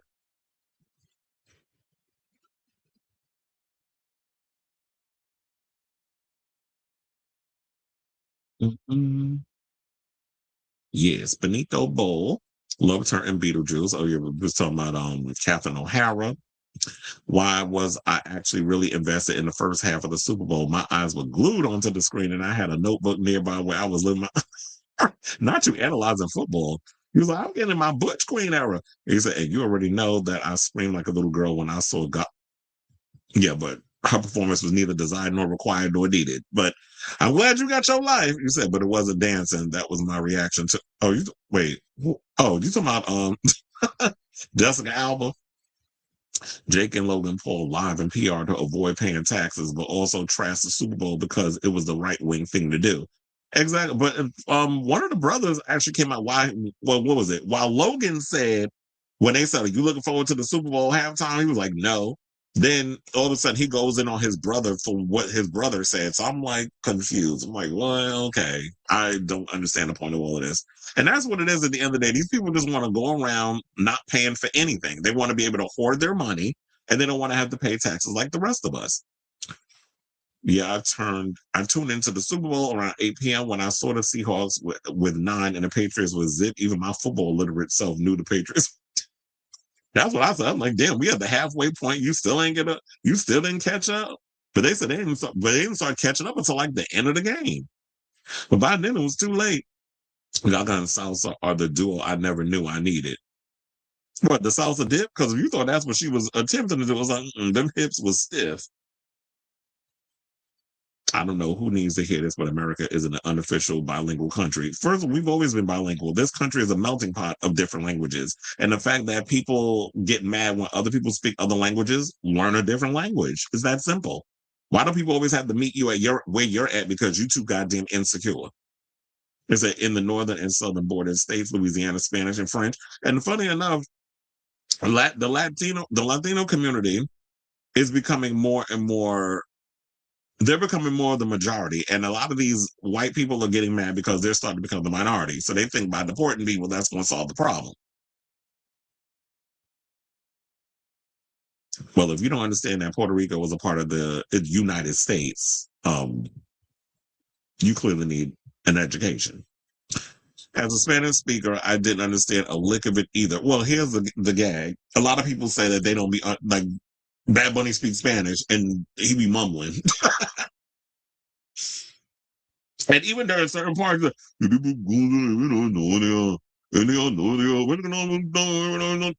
like he said, I'm like, what are you saying? Like, why are you mumbling? And then, of course, you get to the VIP. I was like, okay, now you're speaking English. I mean, now we understand what you're saying. But I'm like, I think he purposely do that. When he be mumbling his own lyrics. He said, but it's okay. I wasn't hearing lyrics. I would listen to rhythm. And that's what I think why it resonates with people. That it's like, it's not even about understanding the language or understanding what Bad Bunny is saying. I mean, if you translate it in some English, and I've read some of what his lyrics are, I'm like, oh, it definitely makes sense what he's saying. But I think it is more or less about rhythm and cadence because that's what music is. It's about like following the rhythm and it being potent to the ear. Even if you're not understanding the language. And I think that's why he transcends, languages, because people are listening to the rhythm and the beat and the way he enunciates and all that stuff, or lack thereof. Yes, he is independent. I was surprised when I heard that. I'm like, independent? Overall, I enjoy it because it's like, you get to keep all that money. I enjoyed it. I definitely get, but he has a distribution deal with Sony, but he is an independent artist. I definitely gave a good party vibe. And while I don't speak Spanish, I let the music do the talking for me, which is what all kinds of music does. Because I listen to all types of music. I listen to music from, I listen to music that's from Portugal. And I listen to music that's from France. I almost said from France and, Spanish music. I listen to all different types of music. And I'll be understanding a lick of what some people be saying. I even listen to like the Afrobeat stuff. And they don't be speaking, well, some of it is kind of African language and some of it they throw in English. Even with K-pop, they mix it up. They speak Korean, they speak English, they mix it up. But like Spanglish. But that's what music is. Music is a connector. It's not even always about like understanding what they're saying. That's not why I listen to music, because if people just go around thinking like, well, I listen to just one particular genre of a thing, then it's like, okay, you're just somebody who isn't who lacks a creative bone, which is probably why you'll never see anybody like a Kid Rock or whatever perform on the Super Bowl, because those type of artists, you're not creative. Like most of the people out here who are very successful, when you look at like a Bad Bunny or a Madonna or somebody from that, of that caliber, or Beyonce, they're always like genuinely creatively curious about different cultures and all these other things, and they incorporate that in their music. And those are the artists that stand the test of time. Michael Jackson, when you would see like why he was so huge, because he tapped into all different genres of music, which made him the king of pop. It's funny how people forget all that. Or is it the fact that social media just makes everybody dumb? Daddy Yankee had confirmed he would turn down an invite to perform Gasolina. Oh yeah, didn't they say that? Didn't they ask him about that a while back? I believe. I think when he came out with that new religious album that he released. I don't even know if anybody's been listening to it. Why does this get, as a Daddy Yankee fan, I haven't even listened to the new album, but I like all his other stuff. Like after he retired, I kind of accepted it and moved on. Now you want to talk about I'm reinventing myself as something else. I was like, okay, nah, I already accepted the fact that you retired. So that old person that I used to like is gone. But if he said that he would turn it down, then people need to kind of do that research and look it up instead of getting mad at Benito for not having him there.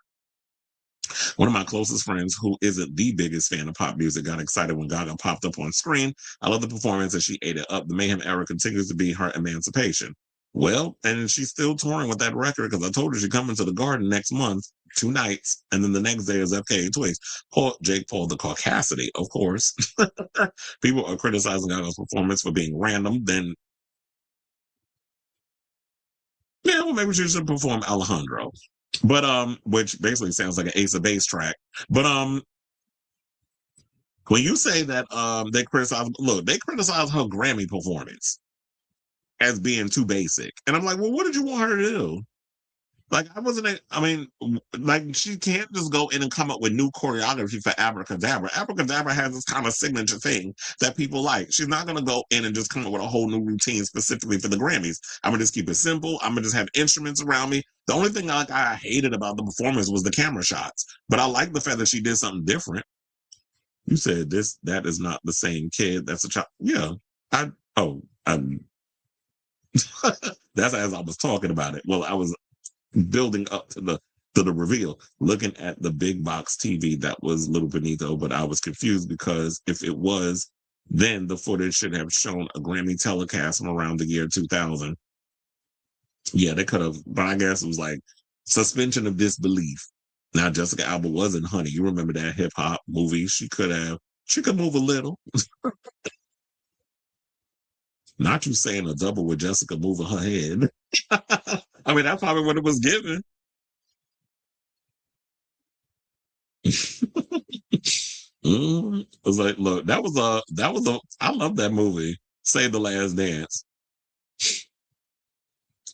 Not Jessica Albino. When Chris puts his hand on his chin and looks off in the air, you know what Rose? Oh yeah, because it's like y'all be knowing my tells. I'll be sitting there like, yeah, I'm thinking of something. He said, where does everyone rank Bad Bunny's performance? Was it better than the past performance?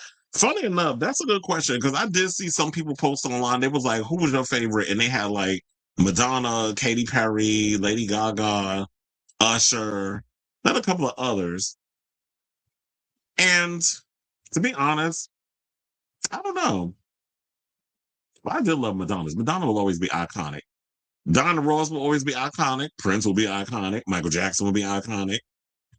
I'll put Bad Bunny in my top 5 of Madonna, Prince, Michael Jackson, Bad Bunny.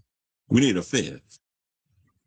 I guess we'll put, even though that shit was problematic with the titty gate, I guess I'll put Janet up in there in the top 5.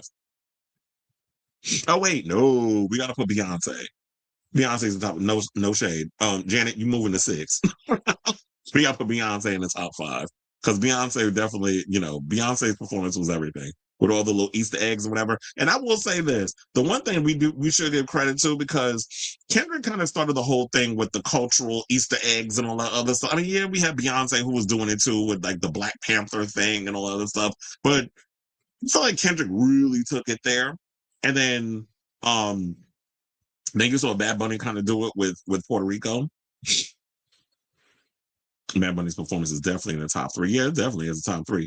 Oh yeah, I forgot about Rihanna and Shakira. Those are hard, but Shakira did it with Jennifer. So, do we put that in the top 5? Anyway, I'm not gonna put Diana Ross and Michael Jackson in because those was before I was even aware of the damn Super Bowl. So I got to put it when I started becoming aware. So I'll have to come up with my Tapusi. Well, you said girl boob.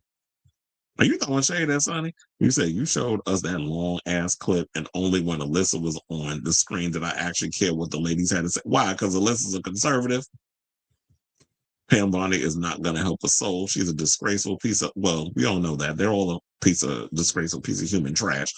That blue Post-it commercial irked me. Oh, please. That one, and there was another one that a friend of mine pointed out. Hold on, let me go look up and see what he said. Because there was another one that he pointed out that I wasn't aware of because I told her I didn't watch no commercials. And somebody said, oh yeah, I'm gonna help. Hold on. Not Bad Bunny didn't vote for Donald Trump. Let me start reading other people's stuff. Because I was like, where is... Oh, he said that they showed a commercial with a Mexican girl and her family being discriminated against by white neighbors. But when the neighbor's dog gets stuck under a car, the Mexican girl saved it, and now the neighbors ain't racist no more. Yeah, what was all these kumbaya commercials that they were trying to come out with? I'm like, what is the point of that? Some of these commercials was head scratchers, just like the one they did where they brought out the old 90s people where they had Ben Affleck in that horrible ass wig and Jennifer Aniston with her old friend's haircut. I was like, what is this commercial? I'm confused. The Dunkin' Donuts commercial, that one was weird too. Them hips was stiff. Okay, we gotta start calling her Lady Guadalupe. Didn't Bad Bunny show up? Yeah, he did. And that's why I was surprised that he didn't bring Shakira out. Like, you could have brought her out over Gaga, or, sorry, Lady Guadalupe. Jennifer did wish him good luck. No, Sherri, we don't need him for that. I did watch this video yesterday, actually, with this vocal coach. Oh, my God. This vocal coach sat and watched clips of Jennifer Lopez singing. Like the real voice, not getting help from other people and all these other things. But she was like, I'm trying so hard to be nice in this video. I laughed so hard. I ain't never laughed so hard in my life.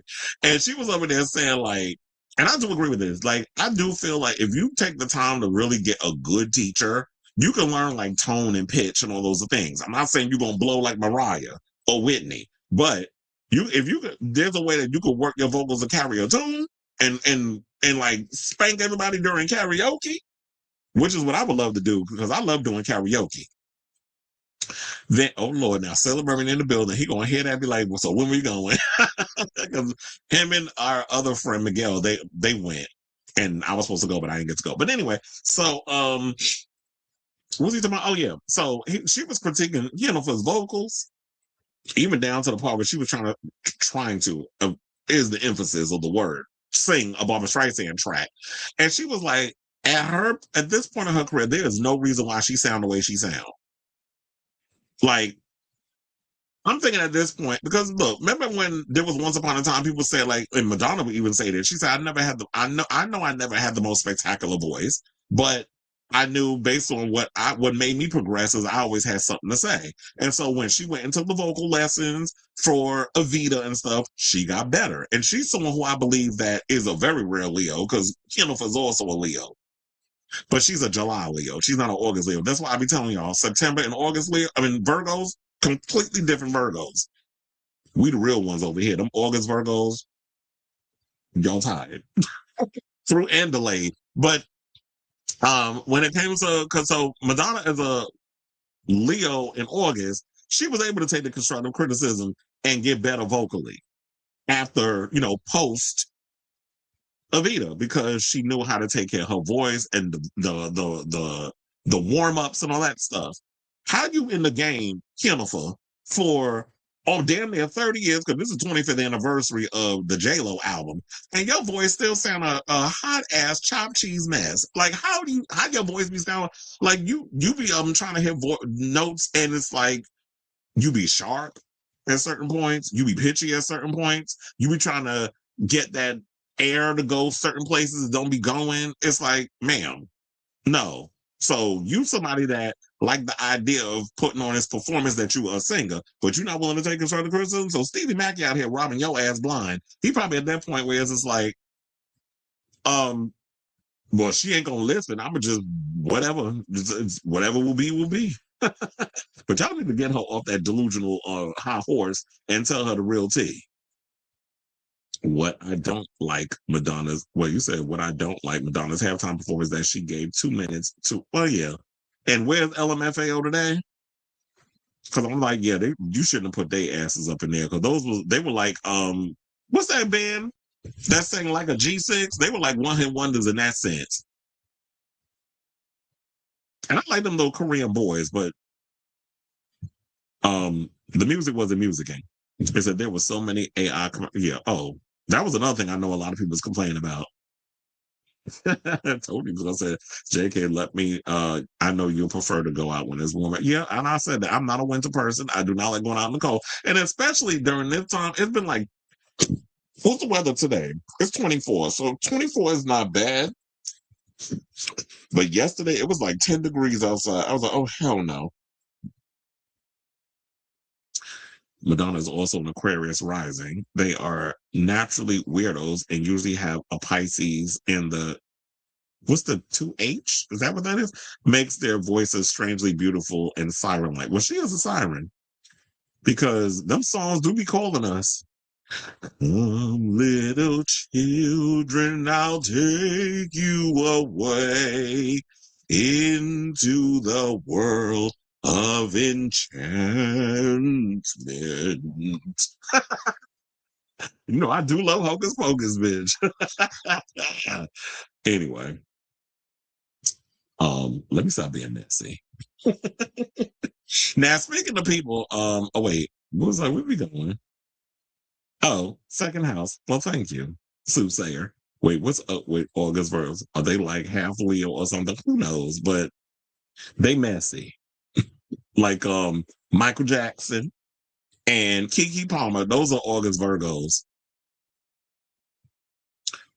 Okay, y'all. So now, speaking of somebody who ain't a damn siren, let's get into Chris Brown.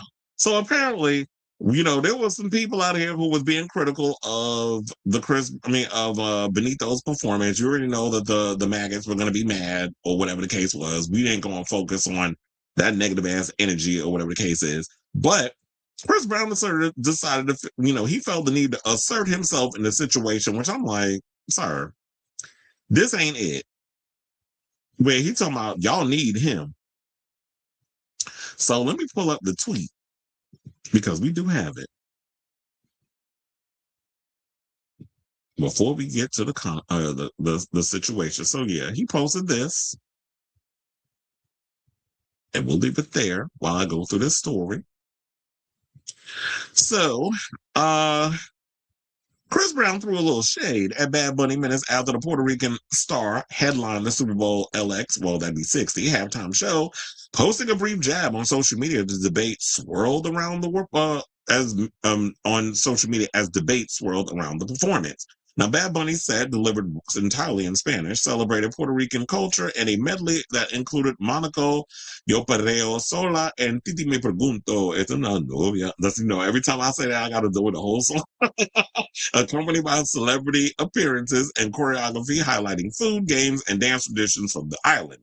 Now, surprise moments featured Lady Guadalupe performing her ballad Die With a Smile, and fellow Puerto Rican star Ricky Martin joining the show. Now, while many viewers praised the performance, it also drew backlash from some critics who objected to the NFL spotlighting a Spanish language act. You mean all the racists. Now, the artist had previously been outspoken on political issues, including criticism of U.S. immigration enforcement, adding to the broader debate surrounding his selection. Brown, who has never appeared as a Super Bowl halftime headliner and probably never will after this, and I don't even think they was planning on ever asking him, knowing his past reputation, which, yes, the breezy people may be all, gung-ho and may have forgiven, and he did have the biggest stadium tour that he had just come off of. He had a big stadium tour. So regardless of how people feel about Chris Brown, he's still popping out here in these streets. However, the industry is done with him. They're not interested in having him on their thing. They're not going to bring him in there. He's too damn controversial. So he didn't elaborate on his comment, but it's, what we're not going to do is sit up here and forget the fact that, yes, you are talented. You are definitely a great performer. I mean, it don't matter about the lip syncing because they all kind of lip sync on these damn Super Bowl halftime things. So he'll be out there, doing his T-move Michael Jackson choreography while he lip syncs for his life on that damn stage, if the opportunity presents itself. But the industry is still on it with him about the whole legal troubles that have overshadowed his talent. Because remember, yes, it happened back in 2009, that situation with Rihanna, but them pictures and everything, and the internet is ruthless. They're going to come up in there and they're going to continuously remind you of what you did in Rihanna back in the day. Even though she done moved on, she got A$AP Rocky, she got a bunch of kids with him. She's a billionaire. She's successful. She's saying, fuck this music business because y'all really still thinking she's going to drop a new album. It ain't coming. I don't think it's coming. I mean, you can prove me wrong or whatever the case. I mean, you don't have to prove me wrong, but I just feel like in my deepest of hearts, Rihanna has moved on from the music business. She just don't have the heart to tell y'all. They'll probably come out and do a little show or whatever every now and again if they throw a couple of dollars at her. But for the most part, she don't need the music business. She made more of her money from her business endeavors, from Fenty Beauty and the fashions and all the other stuff. She don't need music. Music don't pay anyway. Quiet as it's kept. And let's not forget about the whole thing with Karrueche Tran, where she had to take out a court order on you. And then let's not forget about the allegation where you assaulted a music producer in London. And then there was a thing where backstage, you and your goons went and jumped some dude at your concert. So there's been many of things over the years. I could understand if it was a one-time incident with you and Rihanna and you ain't did nothing since. You did your penance, you did your time, you did your community service, you did all the things. And you proved that you were on the up and up. If that was a one-time situation, I will understand that. But you've done so many things repeatedly that it's gotten to the point where people don't take you seriously or want to have that kind of controversy.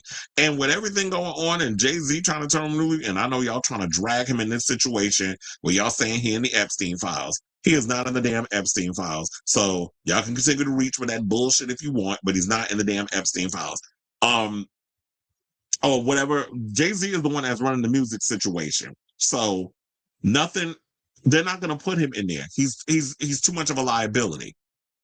And also, the Super Bowl halftime don't pay in crack cocaine. So you're not getting to be up in there and do this performance, whatever the case is. So, Chris, continue to go out and perform and make your coins and sell out your stadiums like you just recently did. You can do all those things, have those accolades. You know, women will continue to go and support you regardless, because these women out here clearly love a bad boy. Because one of my friends said, I'm going to say this one time, the NFL Super Bowl halftime does not need you. Hell, we don't even need you. You damn sure don't even need us because you're anti-black as fuck. You don't even like black women. You beat women's asses and you continue to pander to our community because you want to hold on to your non-black fan base so badly. He said, I'm just going to blame this on the alcohol and crack because you damn sure don't even mean what you just said. Chris out here just being messy. But, yeah, I don't necessarily see him ever getting an invite. And you being this messy is not even going to get you on the radar of Apple and all this stuff. They're not willing to take that risk. You can still go out here and you can tour, you can do all the other things. But yeah, quiet as it's kept. I don't think I will ever see up in it. And yeah, it's cute or whatever that people say, yeah, we definitely need him. Even Bussy mad ass decided to jump in the situation. And the reality of it is, look, Black artists have had the stage of the Super Bowl halftime for quite a couple of years already. Let other genres of music have their moment. Let Puerto Rico have their moment. Let all the other Hispanic communities have their moment, since they were brought in at the, in that closing when all the flags and stuff came out. But nevertheless, let Puerto Rico have their moment. Let other cultures have their moment in the spotlight. Black people ain't got to be at the center of everything. You've had the last couple of Super Bowls. Let other people have their thing. So shout out to you, Bad Bunny. And Breezy, stop being a goddamn hater. So I say all this to say, what do you guys think of this story? Whatever your thoughts are, let me know in the comments down below. Or would you like to see Chris Brown in the Super Bowl, even though I don't think it'll ever happen? But regardless of whatever, let me know your thoughts in the comments down below. Mm-hmm.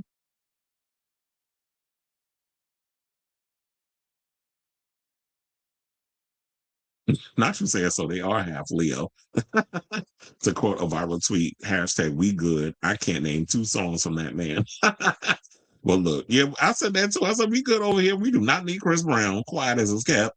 Madonna also has Black Moon Lilith in the first house, which makes her exude sexual, untamed, and raw energy, which explains so much why she is the way she is. Well, I need somebody to read my damn chart. This makes her presence powerful and magnetic, but polarizing. Well, that definitely is spot on. The whole thing where she is powerful and magnetic, but also polarizing. It ain't just Rihanna. He constantly abuses women and even admits if he can't have you, he'll make sure no one else will, and will make your life miserable. Absolutely. And nobody wants a problematic ass wannabe, Bobby Brown wannabe up there performing on a Super Bowl stage. Especially when Jay-Z has a lot to lose in this situation.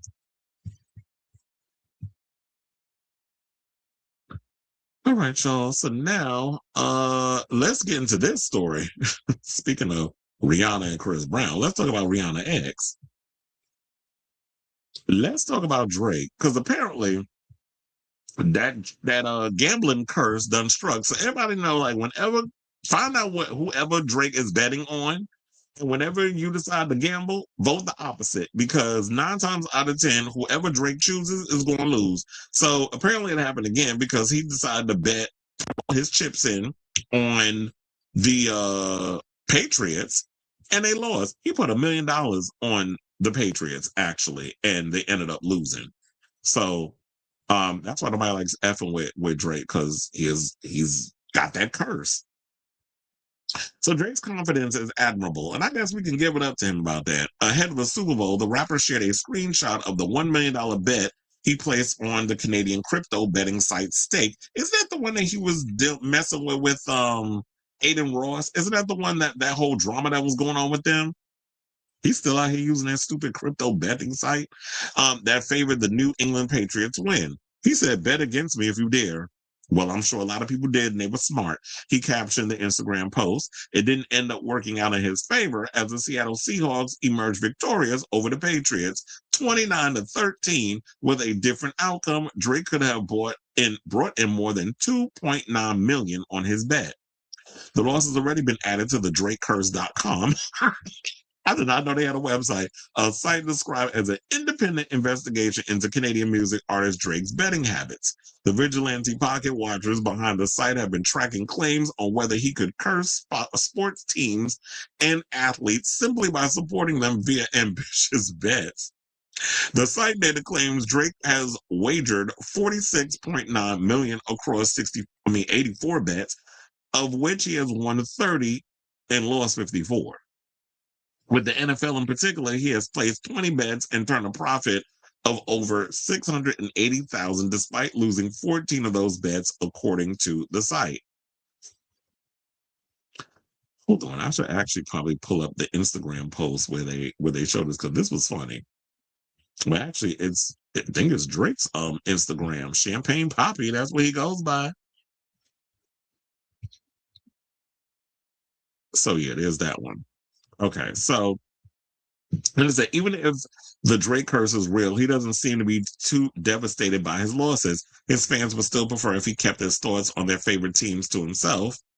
Saying the comments on Drake's post about the Patriots bet are a mix of preemptive congratulations for the Seahawks and pleas for him to delete the photo. Saying, yep, we know how this goes, Red will comment, which has amassed more than 11,000 likes. At least Drake had Mark Wahlberg in his, oh, please, that horrible acting piece of shit, in his corner, who wrote, smart man, it's the thought that counts.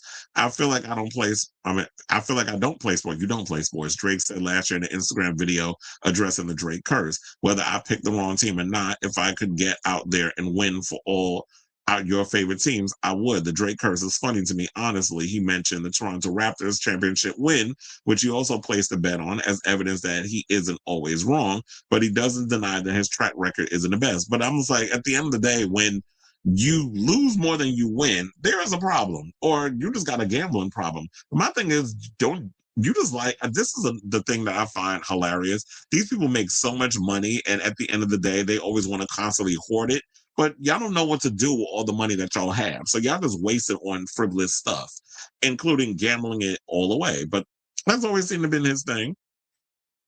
So one person said, they said, I'm sure if you're a Drake curse believer, there will be plenty more content in the future to confirm your theories, he said, because for whatever reason, my slips do not cash out. Well, yeah, like I said, if you're constantly out here losing more than you winning, that is kind of a problem. But I guess that's the whole point of gambling. Me personally, I don't like gambling. I like money too much to be gambling away on some foolishness. So I'll say all this to say, what do you guys think of this story? Are y'all shocked that I had a laugh? I had a bit of a laugh at this when I heard like, oh damn, Drake put a $1 million bet on the losing team. I was like, sounds like that typical Drake, because I do remember that ongoing joke that they was having, like, oh Lord, he betting, everybody run for cover. So yeah, let me know what you guys think of this story in the comments down below. I'm gonna close that up.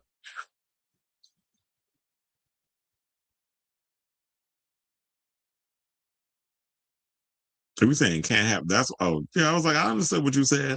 I do not want to see Chris Brown unredeemed ratchetness at the Super. Okay, you said have to head back to work. Oh, you was on your little break. Well, talk to you later.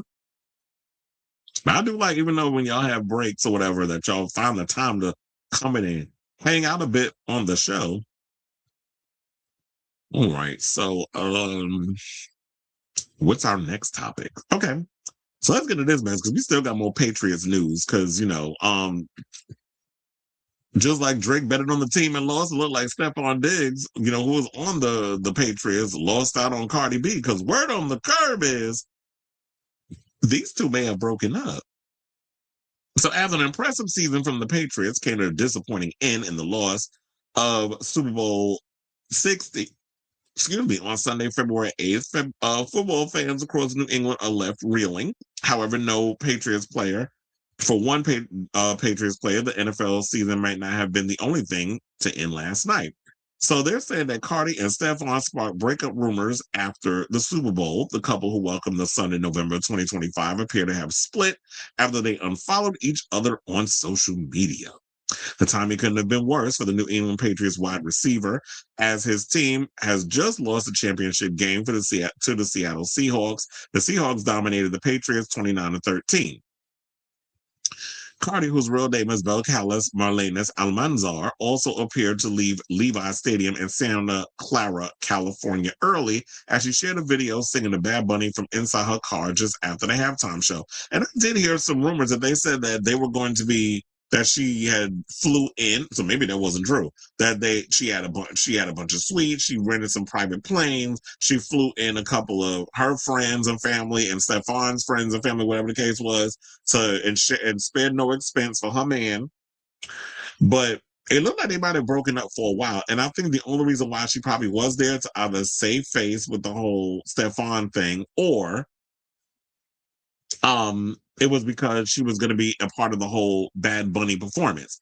But the word on the street is why they may have broken up, because Stefon, this is why I say girls. I just said, like, she's still married to Offset. and you just immediately jump from one relationship to another. If you're going to do all that and make your ex jealous or whatever the case is, you don't go and have a oops baby with the next man, especially when you just pushed out a baby with your previous man. And so now she got the oops baby. And then it's like, what, 3 months later, y'all split after she pushed the baby out her coochie? And mind you, he was running around here having a bunch of kids with other women within the same year. And here's the worst part.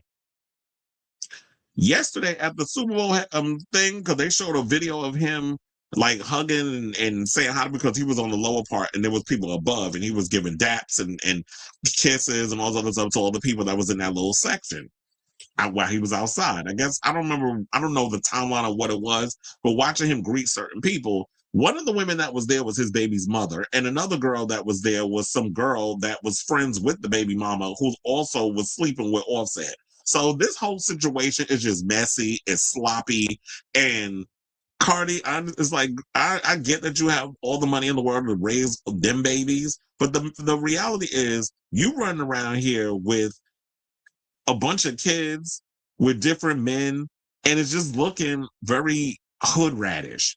And it's like, you're not in that world no more. You need to kind of mature. You need to grow up. But it's like, a leopard, I guess, at the end of the day, won't change this spice. You could take the girl out the hood, ... Or you could take the girl, but you can't take the hood out the ghetto. Or the hood out the girl. You can take her out the hood, but you can't take it out of her. So there was this thing that I had saw on social media, and I need y'all to watch her body language. Because this was telling when I watched this video of when they said, do you have any advice you want to give to Stefon? And I need you to watch it because we might have to play it a couple of times if y'all don't catch it. But it kind of looked like, body language wise, she was over him. And they had probably been broken up at this point. So I don't know what the date is on this. Does it say? No, it doesn't say. But this got to be, obviously it's recent. So please hold. One inspired message. Good luck. How we celebrating? Inspired message for Stefon before the game. One inspired message. Good luck. Did you catch it? You see how fast you're?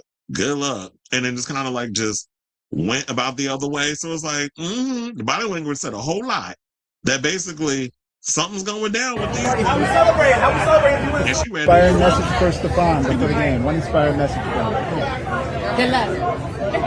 How we celebrating? So it looked like them two might have been done. I don't know how long they've been no longer or not seeing each other, but based on their body language, it's definitely showing like, she ain't seeing it for him. So let me see what the rest of the article, because I want to see. I don't even know if the article even said all that stuff that I had just said in there. But so they said, okay, we don't need to get into how many people was up there on stage performing with Bad Bunny. We already know that. So they said that Cardi first hinted there was trouble in paradise when the ESPN, oh yeah, that's the one I just showed y'all, the clip, was in trouble in paradise when the ESPN reporter asked her if she had any inspiring words for Diggs ahead of the Super Bowl. Just 2 weeks ago, Cardi attended the AFC Championship game to watch Diggs 32 and his teammates take on the Denver Broncos. After the Patriots defeated the Broncos 10-7, the Grammy winner took to the field to celebrate with her beau and the other players. Oh, so that's how long ago that picture was that she was all hugged up on him. So that was 2 weeks prior. And since then, them two kind of there's been a little trouble in paradise. So yeah, she was excited when she heard that, yeah, they was going to the Super Bowl where she was dressed in leather to be going to the Super Bowl. And then after the AFC Championship game, Diggs attempted to hold back his emotions as he talked about his long journey to the Super Bowl. He said, I fought long and hard. It means the world to me. I've been playing this game since I was 5 years old. I always wanted to be a champion. I always wanted to be a Super Bowl champion. The opportunity is right there in front of us. And yeah, you didn't get it. So he's been in the league for 11 years. And he said he's fallen short. Well, yeah, I guess you're going to try again. But here's the thing. I feel like maybe what it was is that they were trying to make Cardi and Stefon the Taylor Swift and Travis Kelce of the hood. And it just wasn't working. And I think that's probably what it was. And then on top of that, it's like now you got egg on your face. You looking like the damn fool. One of the baby mamas that was there, I have to say, You want to talk about a bodega baddie? That was what the song that Cardi got. Oh, this thing is bad. When I see pictures of her, I'm like, okay, you got some hotter chicks or whatever. And I don't know if it's that Cardi's got some deep insecure type situation or whatever going on, but you got to stop being so damn messy in your relationships. Like, put an IUD up in your coochie or whatever the case is. I know some people, why don't he put something on? Because we know that if she out here spreading them legs and getting fucked, lovely. She ain't running around here expecting some guy to just put a condom on. Cardi ain't the type that look like she gives like she likes it raw. Ooh, baby, I like it raw. Yeah, lady, I like it raw. And she look like she like it raw. So she ain't trying to ask no man to put no condom on. So if you're going to be out here raw dogging it, somebody's got to do something on their end where you're not just going to be popping out babies. Because here's the thing. Y'all can unfollow each other all you want on social media, but you can't unfollow a baby, especially when y'all got that connection. You are forever connected to him because you decided to get pregnant by this man instead of not being so damn sloppy when you getting it in. And I've seen like with Stefon, full body. Miss Thing out here walking around with baby making hips. I ain't gonna say his hips is about as big as Kris Jenner man, but he's stacked in the front and the back, or as Funky Donnie would say, the bike. So he's stacked up, and we know that she like him with all that meat between me down there. So Cardi definitely was like, she get dignitized easily. That she loves sex, and there's nothing wrong with that. We all like our things. We all like getting it in because we grown. But if we're going to be doing grown man things, then you need to be up in here also being careful and not just populating the earth with so many different baby daddies like he is with all these different baby mamas, because that to me is sloppy. I don't like it on either end where y'all out here with multiple babies from all these different people and just being sloppy and messy. Because then it shows like, at the end of the day, they are kind of like us, except their bank accounts is just bigger. So another one allegedly bites the dust with Cardi B. And mind you, she's still married to Offset. Now I will say this. It do seem like he was a definite upgrade from Offset. But the behaviors in regards to being sloppy with how many kids you got and just sleeping around with all these women, similar behaviors. It's just that it seemed like Stefon was a little more mature than Offset, but it did kind of in a way that you just got he's a slight upgrade, but there's still similarities to your ex, which makes me kind of look at you as when I always say the type of men that the company you keep, the type of men you call into your life, your relationship is a reflection of who you are as a person.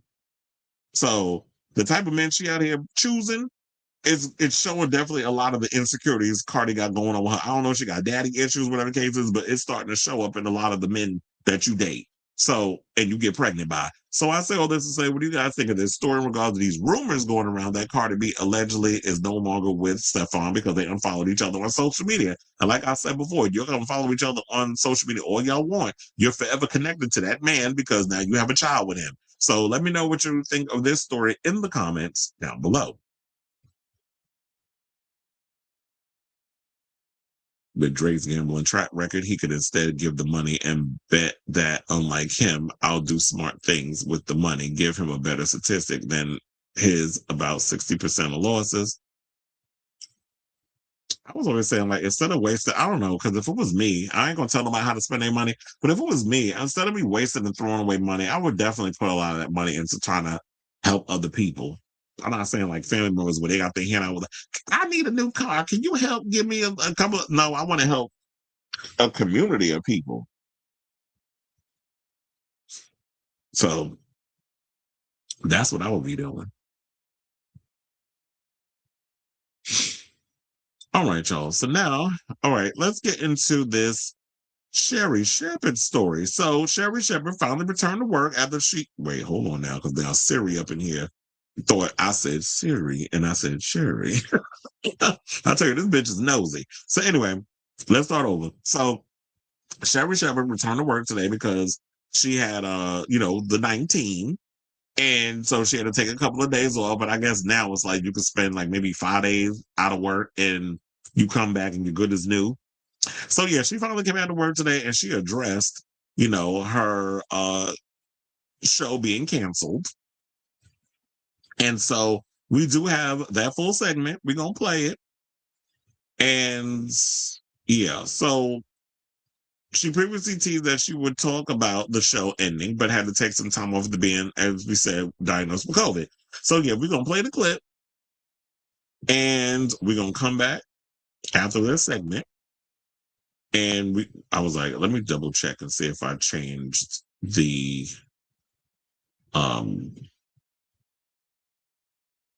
playback speed.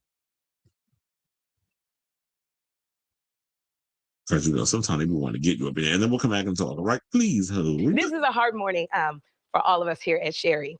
And I know that you have seen the news, and I'm ready to address it. Our show has not been renewed for another season. And I want to say to y'all, everybody, y'all try not to faint or fall out, because healthcare is expensive and none of us have it anymore. So y'all don't fall out. But I have to say, you know, in thinking about it, I'm truly overwhelmed by the outpouring of love that I have received from all of you. So from the audience to everybody on social media, to people who stop me in the store and still talk to me, despite me not having a wig on, they still talk to me. From the emails and the texts, the messages, I feel every bit of the love that you've been sending to me. And thank you so much. And thank you. I want to say from the bottom of my heart, I want to thank you. I want to thank you for welcoming me into your homes every single day. I want to thank you for laughing and crying with us. Thank you for supporting my unhealthy obsession with Lenny Kravitz. But I got to tell you, when I first started, the show was built on one thing, and what I wanted it built on was joy. Joy. The intention of this show was always was my prayer for you to leave happier than when you came. And you know this, I've talked about this. It has been freezing. Of a talk show. And I'm so grateful I got the chance to do it for 4 seasons. But I want to be clear. I'm not ready to throw in the towel on the show just yet. I'm not. We're going to be airing episodes all through the fall, and we're going to continue to fight to keep the show alive in some way, shape, or form. Yes. I guess we can stop it there. You can sit over there and cheese all you want, sis. But the reality is, it's not going to happen. The ship has sailed. The numbers ain't doing what needs to be done. The landscape is changing. Y'all are trying to compete with the likes of us over here on YouTube. So, it's just not, unfortunately, it's just not going to happen for you, sis. I mean, I would like the fact of the Sherri show to have some kind of, you know, success or whatever the case was. But even though I don't want to use her as an example, we talked about it yesterday, when Nutmeg McCain got up on this situation, it was like, the landscape is boring. It's like the Sherri show and all these other shows that's getting canceled, Kelly Clarkson, all these other allegedly screaming for Hudson. Like these shows aren't really it no more. And I know there's a lot of people that like the show because every time I put up a Sherri story, the numbers blow up on YouTube. So, and a lot of people have commented. So I know a lot of people like the show. Me personally, it's not my cup of tea. I don't care about. I don't like this whole. I just feel like this type of format, the talk show daytime format, it just ain't for me. I've outgrown it. It's boring. That's not what I want. It's not what I'm interested in. And so, but I know there's people like my mother who loves the Sherri show. My speed was bull as Wendy Williams. And we do have a story that's going to be coming up later on when we talk about Wendy Williams in regards of there's some word on the curb and that she's looking at this as an opportunity to make her comeback on daytime television. Now that I guess she's in a better place mentally or whatever you want to call it. So, I'm sure there's other things that you could be out here doing, maybe host a game show or get back into doing sitcoms or acting or whatever the case is. But I do feel like the daytime talk show ship has sailed. It's honestly, it's not, you're talking about you're going to try to fight to keep it on. I'm not ready to go throw in the towel. Nobody says you have to. Just do what you got to do until your contract is done. But it's not up to you when you are at the mercy of a studio and a network They're the ones who determine your fate. They're the ones who determine who keeps the light on. It's not up to you unless you plan on going in a direction where you're going to transition from doing this type of talk show that you got into possibly creating something on the YouTube space, like even though you're not in the same vein of like a Don Lemon or a Joy Reid, which is what they did when they left, when they got fired from CNN and MSNBC. They went and came to YouTube, and now they're thriving way more because now they're their own business. They're their own entrepreneur. They're creating their own show. Now, if you want to come over here and take that risk and put in your own money and do that, and then create super chats and all these other things where you can recoup a lot of that money and bring in a producer and do your own show where you could do your little comedy bits and interview celebrities or whatever the case is, then we'll see if people care enough and that'll work over here on the YouTube space. But as far as like the whole thing where the Sherri Shepherd is show as we have known it, I feel like, in my opinion, that ship is sailed, Miss Mama or Auntie, I'll say. So I say all this to say, what do you guys think of this story, where Sherri basically spoke out and she said, "Yeah, I'm a fighter, and I'm not ready to throw in a towel." And I'm just like, "Yeah, y'all gonna air the episode?" But she said all throughout the fall, but it says we're in winter. And I think after this season wraps up, that's the end. Because the way you talking about in the fall, I'm like, so in 2026, the fall, y'all got another season? So I'm thinking it's got to be the end of this season is when it's. So I don't know. I'm confused of how they're trying to present it, but it's like, I guess maybe they consider this entire season the fall season, but we done moved on from the fall. It's the winter. We're about to go into spring next month. So let me know what you guys think of this story. I was saying in a couple of weeks, actually, in the comments down below. All right. So now speaking of Wendy Williams, let's get into Miss Wendy. And so we got some sad news before we get to the other news that we have. Apparently, Wendy's father passed away.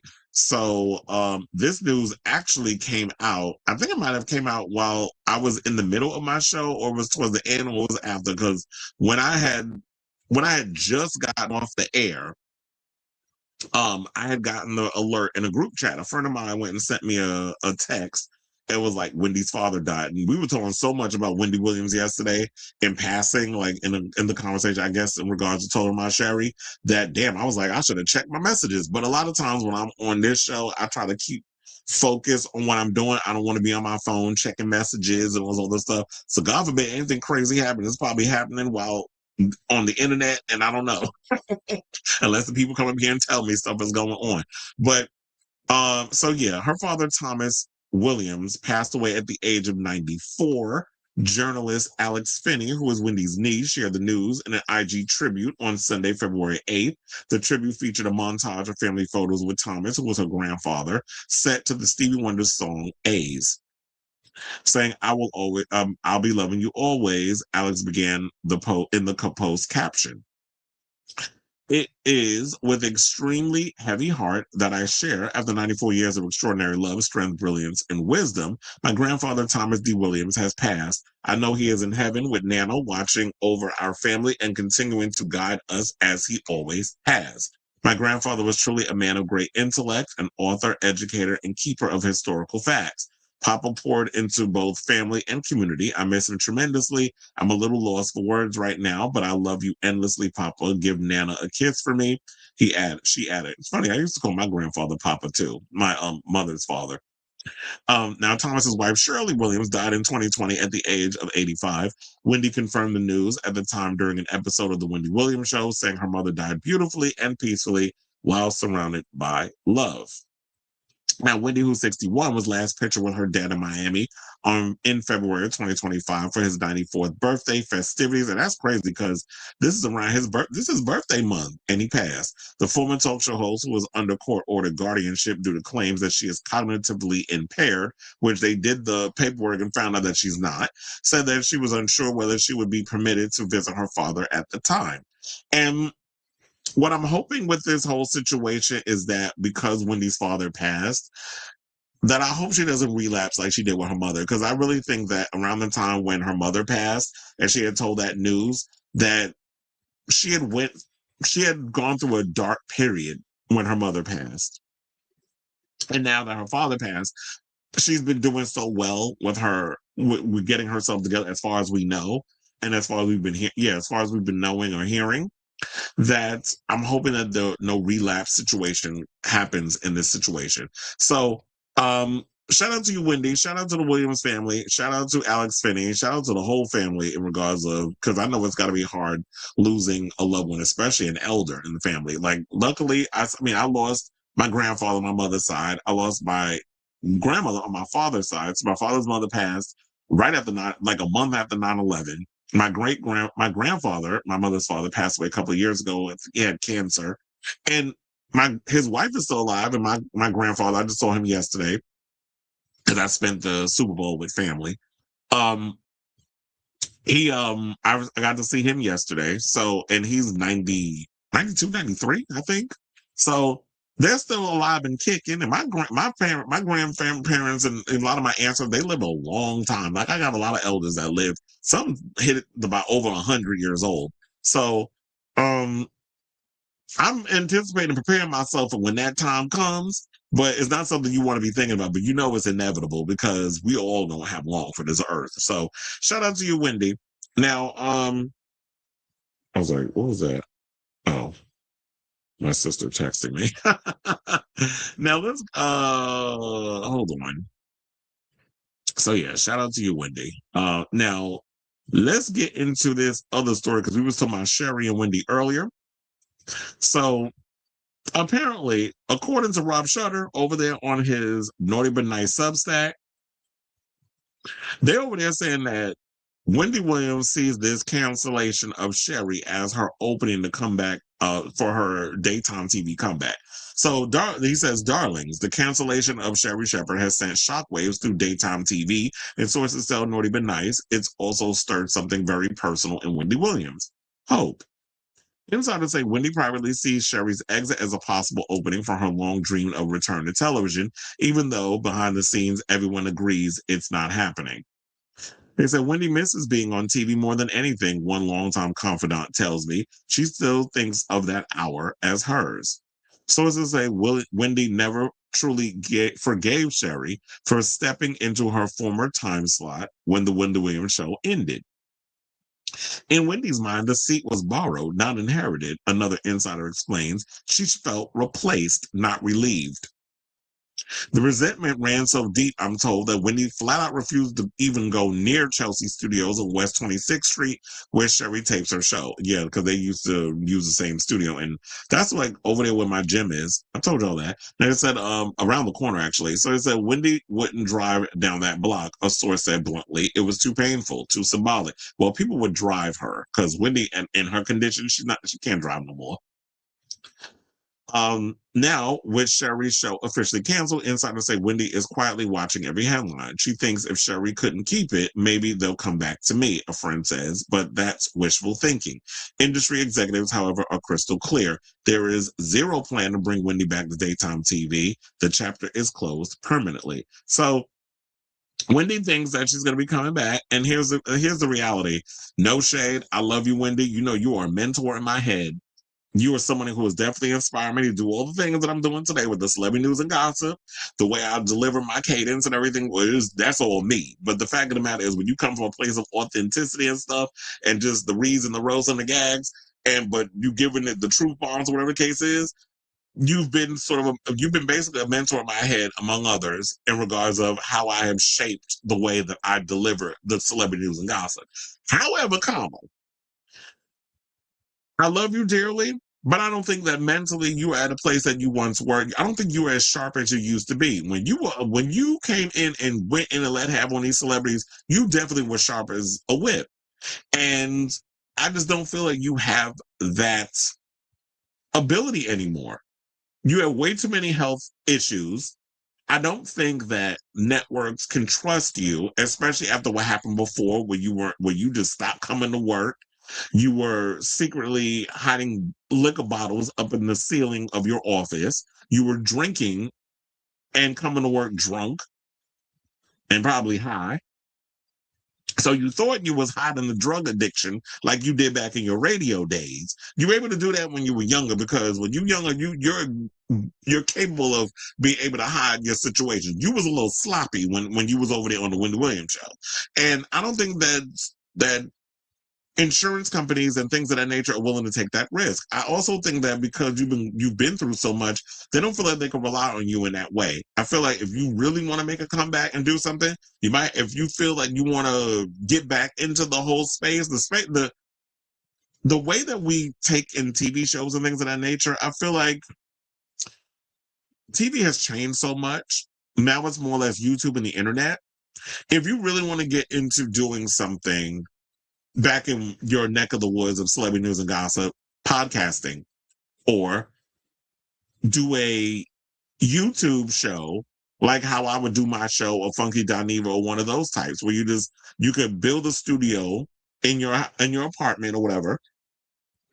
Once you get out of this guardianship, build something, sit behind a desk or whatever, or get that iconic purple chair wherever it is, sit in it, have your little monitor and your one producer, whatever the case is, and put together a little show. Take it back old school, how you used to do the old Wendy Got the Heat and that type of show. If you're really serious, I feel like you will thrive much more in the podcast YouTube space than you would on network television, because network TV, quiet as it's kept, like I said, is not what it used to be. Yes, you were the queen of what you did at the time, and we loved what you delivered when you did the Wendy Williams show. Nobody did it like how you did it. We love the fact that how you was raw, you were uncut, you were real, you were messy, and we lived for the roast and the gags and the shade. That's why we live for it. You're like a man trapped in a woman's body. You were you were giving drag queen tease. That's why the gays live for Wendy so much, because she delivers her cadence like a shady drag queen. Like, she gives that. But if she wants to come back and do the whole Wendy Williams show type thing on network television, and quiet as it's kept, you will make way more money on YouTube in that space if you surround yourself with the right people who really know how to finagle through the internet space. You will make more money there than you would on network television. So that might be your best bet. But I honestly don't feel like, even if you were to plop her up and did the YouTube thing, that brain ain't as sharp as it once was. So I don't even know if she still has it. But if you really want to come back, that's the route I would say that you have to go. So I'll say all this to say, what do you guys think of this story regarding the news regarding Wendy's father? And also this news that Wendy wants to come back to daytime TV. She sees this whole thing, allegedly, according to Rob Shutter, this is an opening for her to come back to daytime TV. While it would be great and wishful thinking, I just don't think that it's a reality. Even if she wanted to come back, I just don't feel like they're willing to take, the networks are willing to take that risk on her. Because remember, also when that big back broad went and took her down to NBC, and she was supposed to have a meeting to get a show on, they flew to LA, didn't even tell the manager. Remember that story? And we seen it in the documentary. And she showed up, she was getting fed alcohol from the girl. She was drunk as a skunk, and she was a mess. And you got letting her go up in there and try to pitch a show when she's looking a hot ass mess. And it's like, well, what are you doing? She's not even in the best condition, and you're exploiting her. So that's also probably a thing that and Hollywood don't forget. You think that they do? They'll forget when they don't forget certain things. And if that's the last way that they saw you, I don't know. Oh no, we can't trust that we want to take that risk. Not when you come over here as like a hot drunken ass mess. So let me know what you guys think of this story in the comments down below. Ooh, all right.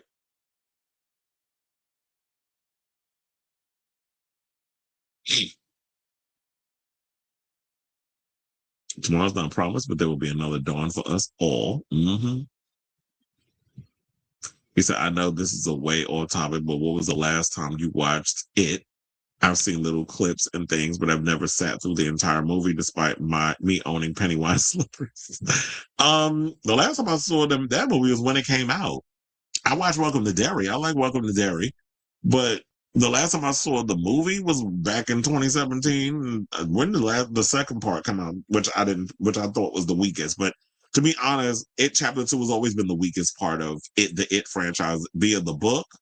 the miniseries and the movie, I've always preferred the part when they were kids, because that was more the impact. And I think that's what they understood when they did the It Welcome to Derry series. They knew to focus more on the kids. I mean, you can have your little side quests or whatever with all the other characters, but they knew the kids were where that was like the sweet spot for the Pennywise and that whole story. So yeah, that was the last time. But I've been meaning to want to sit and give it a rewatch, but then I'm like, okay, there's other things I could watch. So I really haven't gotten around to watching it. But I have thought about getting around watching it. He said Sherri is good on that show. While her ratings weren't epic, maybe she can have a Phoenix moment. And then they'll change their mind. Not it wasn't it.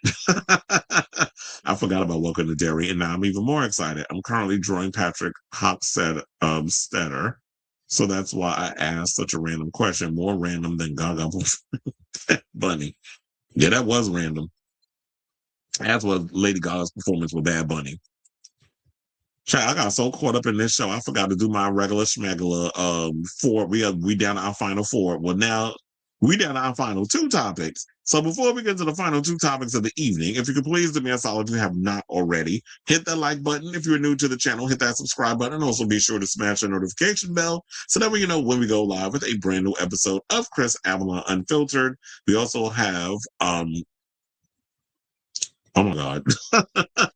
We also have subscriptions and things that you can sign up for if you want to be a part of the show, memberships. So if you want to do that, definitely please do, because it definitely helps out. But if you don't want to sign up for a membership, you can also just hit the like and subscribe. It's free, and it definitely helps with the algorithm. So without further ado, let's get into this mess. We got the latest on Timothy Busfield, who's been indicted on them child abuse charges less than a month after his arrest. And y'all already heard that he was that they dumped that episode of Law & Order SVU that he was supposed to be on. Well, guess what? The episode is going to air, but they are actually reshooting his scenes with a new actor. And the new actor is none other than David Zayas, who y'all may not know the name, but I knew David Zayas ever since he was in Oz. That's when I first became aware of him. But he's best known as playing Angel Batista on Dexter. So he is going to be taking over the Timothy Busfield part on Law & Order SVU. I don't know if it's a multi-episode appearance, because I think his character, if I'm not mistaken, was a judge. But if it's a multi-episode situation, then it was like, yeah, it called for a recast. No, I don't know how they'll do the reshoot, but I hope it's not going to be they'll stick him in a green screen and just juxtapose his head in the situation, just reshoot the scenes. So they said, as with all criminal proceedings, Mr. Busfield is presumed innocent unless and until proven guilty by the court of law. That's what Bernalillo County District Attorney Sam Bregman said in a statement.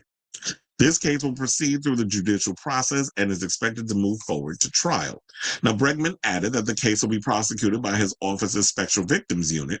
Funny how he's on Special Victims Unit, Law and Order, and now the Special Victims Unit done came for him, and that no further information would be released at this time.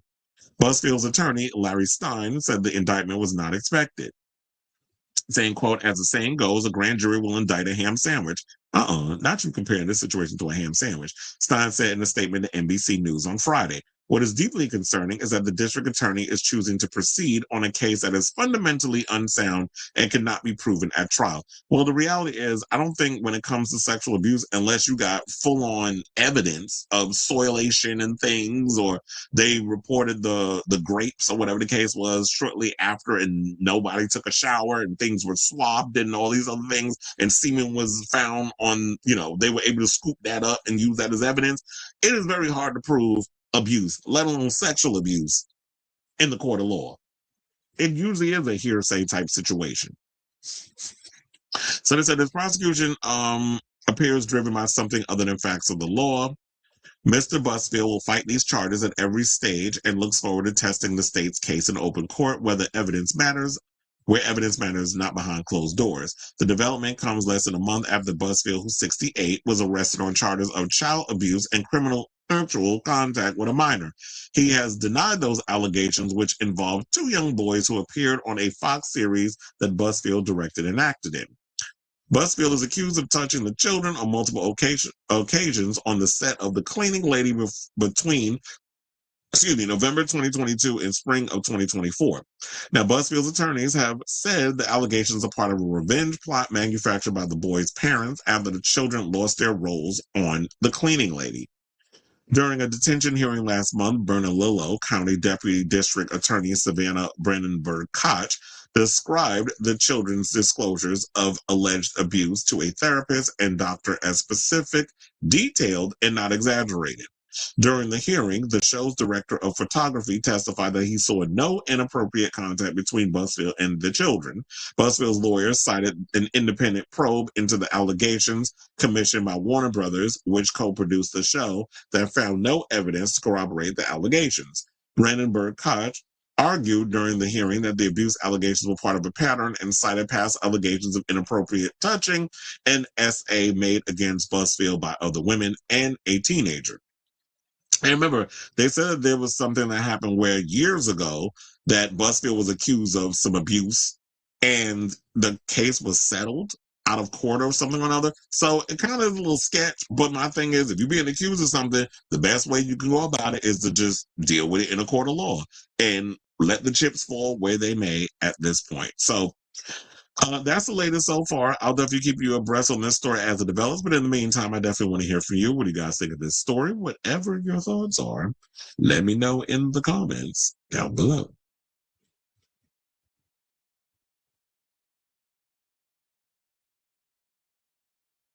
Oh yeah, I'm definitely saying I'm going to be doing a Patreon because I did say that what I want to do is I want to start reviewing albums and things like that, because you can't get away with that on YouTube. Apparently, they want to go in on you if you listen to music and all those other stuff. But I do think that I'd probably be better off if I did a Patreon, because then I could do movie reviews there, which would be separate from, and I think what I would start doing is focusing wholeheartedly on celebrity gossip with this channel.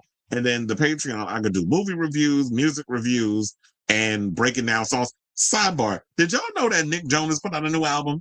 I'm like, that was some horrible ass promotion, because I just found out, I didn't find out that Nick Jonas put out an album until all of a sudden he started dropping all these singles on YouTube. And I'm like, so wait, did Nick Jonas drop a new album? Because I'm like, normally if you drop in the first single, when you drop the first single, it's just like one song in a video. Look, so far, I'm liking the fact that a lot of these millennials, because I would think, would Nick Jonas and who's the other one, Zayn, would they be considered millennials or early Gen Z? Because they give me aren't they like in their mid-30s or something or another? But anyway, it don't matter. I'm liking the fact that we got the Zayns who went back to R&B Zayn, because I wasn't liking the other music he was doing. I mean, maybe he'll make it work when he's touring, but I like when he went R&B Zayn. And then I like that Nick Jonas, I like the new single with him and the inner child, that's his puppet and all this. I like the video, I like the song. I'm definitely looking forward to the album. Since I'm going to be working tomorrow, I'll probably take the time to listen to it. But I'm just glad that a lot of these artists I grew up on, and I was like, yeah, y'all were kind of slipping at one point where I wasn't really feeling y'all music, that y'all bringing it back to what we liked about y'all. Y'all had your little moment of experimentation, and now you're bringing it back to what we love about y'all. Oh, yeah. Oh, you said, oh, yeah, Gen Z is like, oh, that's what man. That said, it's got to be, isn't he like a millennial?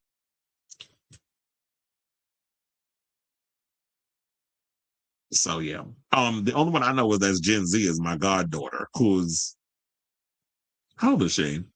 26, 25, 26.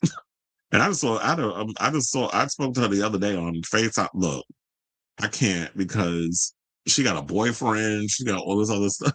It's like, I just can't, because it's like, it just makes me feel so old. But, and I never met him in person, but I did speak to him. He's a nice kid though. So very respectful. He got to meet a lot of my family, including my mother, for the first time, and got along with everybody. I'm a proud daddy. So anyway, let's get into our final topic. Since we started with, in so many ways, Bad Bunny, we're gonna end with Bad Bunny. So yesterday's show, yesterday during the Super Bowl, a friend of mine actually got to dance for Bad Bunny. And I forgot that his husband, who actually I'm friends with, Jorge Shalalpa, who I've told y'all about on this show, he has a series called Strange Love that, if you haven't seen it, it's a queer Latino web series. I think it might be on Prime Video, but I know it's also on YouTube. Very raw and uncut. He even sent it to me, the raw and uncut stuff. So you see nudity, you see all that stuff. Even though you do see it on YouTube. And Naisha Lopez is in an episode, and a bunch of other celebrities. So his husband, who played the slut on the show, actually Alexis, it was one of Bad Bunny's dancers. I might have to pull up the picture so that wait, hold on, let me see, because I know there is a picture in here where it shows. Hold on, let me just make that. I might have to make that real quick. I know I should have prepared it. Now I'm thinking about it at the last minute. Okay, this is annoying because people always sending me shit on social media, and I gotta close it. But yeah, I was like, let me get this real quick, and then we'll get into it, because I wanted to get this picture so that way if y'all didn't see him, and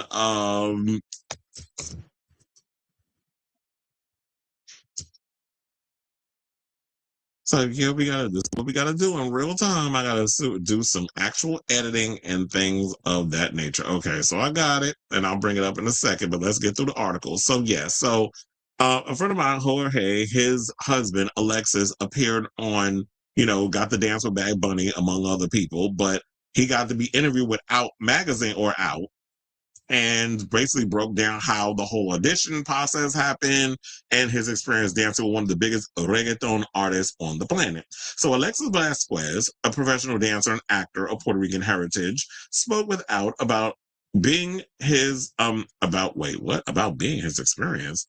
I think you meant his experience. Look, I'm about to proofread as I'm reading this. Like, please do your edits before y'all hit send.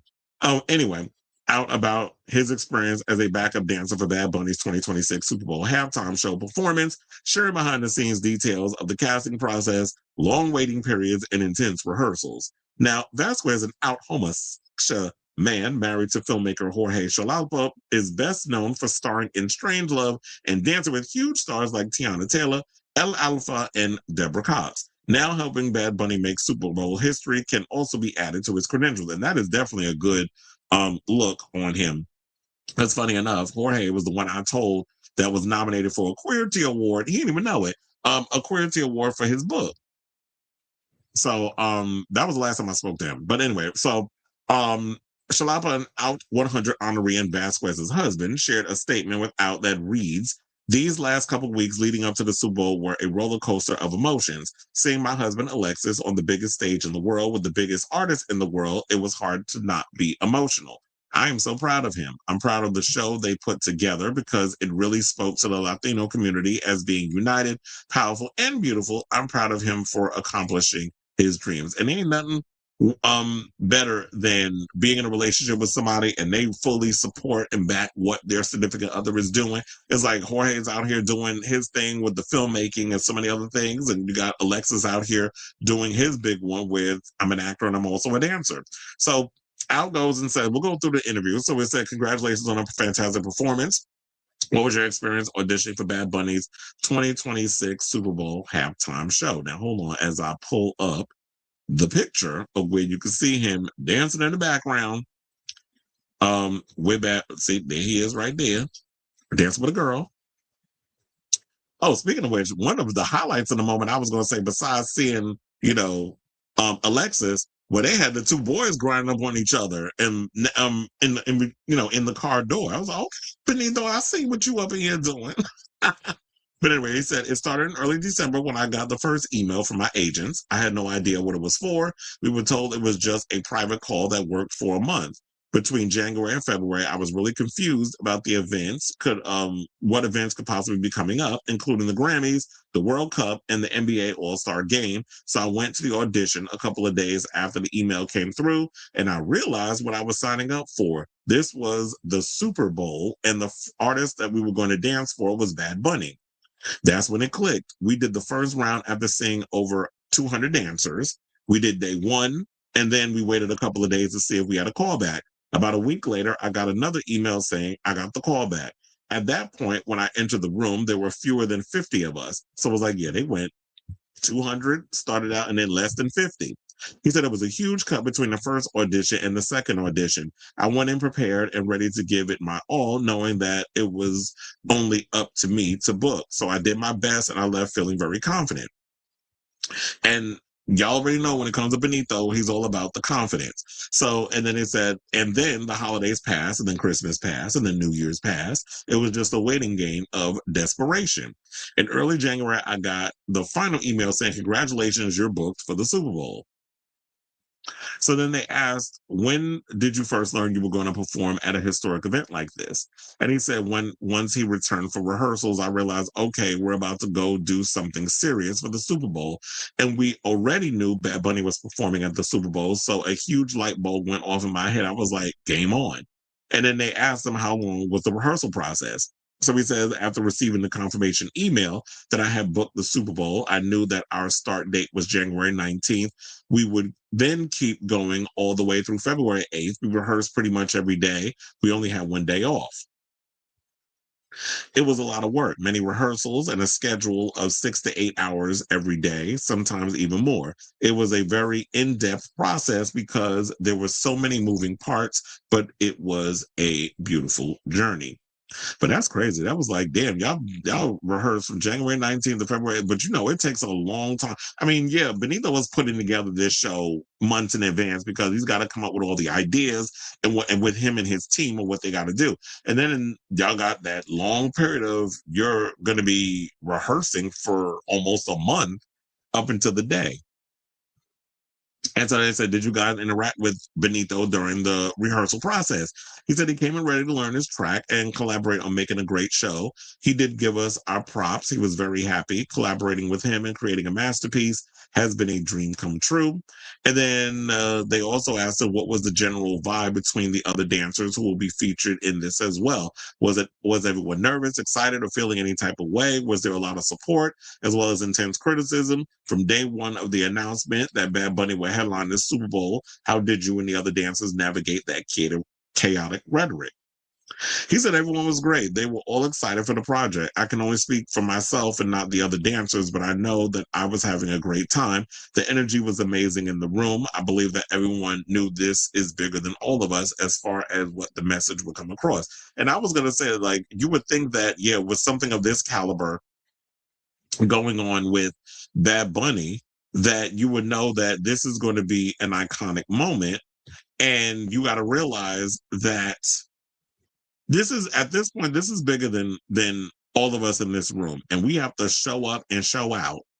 And I was trying to open up the damn video, but apparently it's not even opening up. I'm like, what's going on? Because I wanted to actually show y'all the video of him backstage. Oh, I got it. So we'll get to that in a second.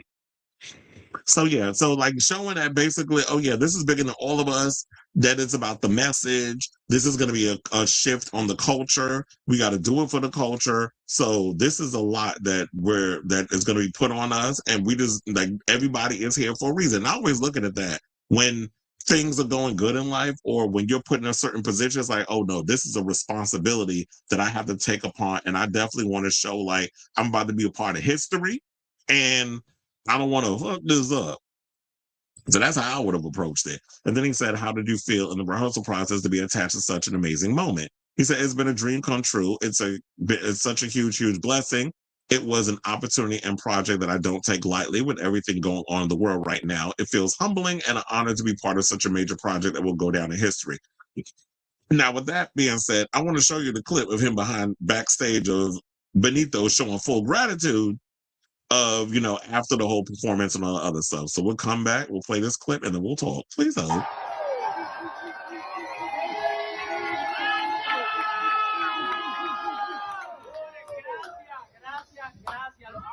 Gracias por esto.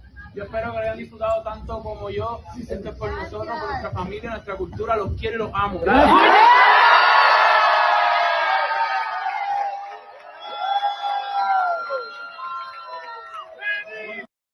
Okay, here's the thing. First of all, I need to get my hands on that crop top hoodie. Because I was like, okay, now I was looking for that crop top hoodie. I was like, oh, I need that one. But anyway, so we're almost done with the interview. So let's continue. He also said, what message do you hope the performance will send to general audiences watching the halftime show? He said, ultimately, the biggest message, as cliche as it sounds, was UNITY. UNITY as a unity. Bumaclot. Okay, let me stop. You're not going to go on with Queen Latifah. But he said, everyone coming together. Come together in every nation. They said there's so much separation in the world right now. So the biggest takeaway is that we're stronger together. Absolutely. We ain't stronger than yesterday, but we're stronger together if we actually come in. You know, I had to use the Britney Spears reference. If we realize that we have a lot more in common together than we do apart. So we need to come together and realize that we're better together than separated, which is what the oligarchs at the top want to keep us separated. They want us to keep fighting. So from a personal standpoint, what was it like to be featured in a performance that sent such a bold message? He said, it feels like alignment. I strongly believe in frequency, and when someone of Bad Bunny's caliber is in the same room working on the same project, it creates a powerful alignment. It's alignment, it's frequency, it's affirmation and confirmation that this was where you're supposed to be, no matter what your background is. Absolutely, because I truly believe like everything happens when it's supposed to happen. We all end up connected in certain ways when the time wants us to do it. Like we all wind up in these places, you know, for a reason. I don't believe in happy accidents. And then there was a video that his husband posted where let's see, hopefully it opens, because you know Instagram likes to play these damn games where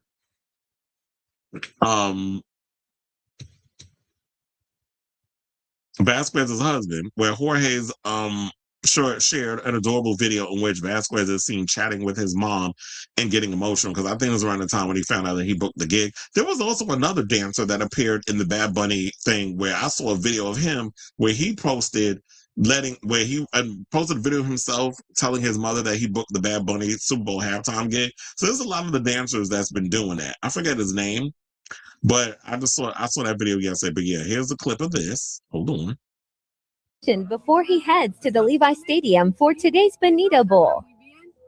Que Diosito, mi Virgen y mis abuelitos te acompañen y que sea un exitoso súper. Y que te sientas bien ligerito y que le des duro, ¿ok? Gracias, mamá. Y aquí estamos, bueno, porque todo salga bien y mucho ánimo y Diosito va contigo, ¿ok? Gracias, mamá. Sí, gracias. Bendiciones, muchas. Bendición. Con todo. Bendiciones. Gracias. Te acompañe. Cuídate. Bye. Watch my mom give my. All right. So, with all that being said, I just want to say, go after your dreams. Nothing is impossible. Like Bad Bunny said to the little kid when he was handing him the Grammy. It's just like, you know what? You got to believe in you. That's the only way that you're going to be able to get where you need to get in the world. So, and I truly believe that. Like, you have to believe wholeheartedly in yourself, because if you don't believe in you, who the hell else will? And it's like RuPaul says, if you can't love yourself, how the hell are you going to love somebody else? Can I get a hallelujah up in this bitch? But anyway, with all them jokes. Congratulations, Jorge. Congratulations to your husband, Alexis, who, yeah, definitely, that's going to look good on the resume. So, yeah, you could just walk up in the room like a baddie, be like, yeah, bitch, and what? I got to book the Bad Bunny Super Bowl halftime. You hoes could never, no, I'm just playing. But just, you can walk in with, like, get your big one, whatever the case is, and that's a good thing to have in your resume. So now when you walk up at other events and they see that on there, it's like, okay, this kid is serious. Because if you booking Bad Bunny, that's definitely a notch on the industry bell, performance bell. So yeah, I say all this to say, what do you guys think of this story? I thought it was lovely. I thought I'd share it with you all to close out the show, since it was heavily on the whole Super Bowl halftime situation. So yeah, let me know what you guys think of this story in the comments down below.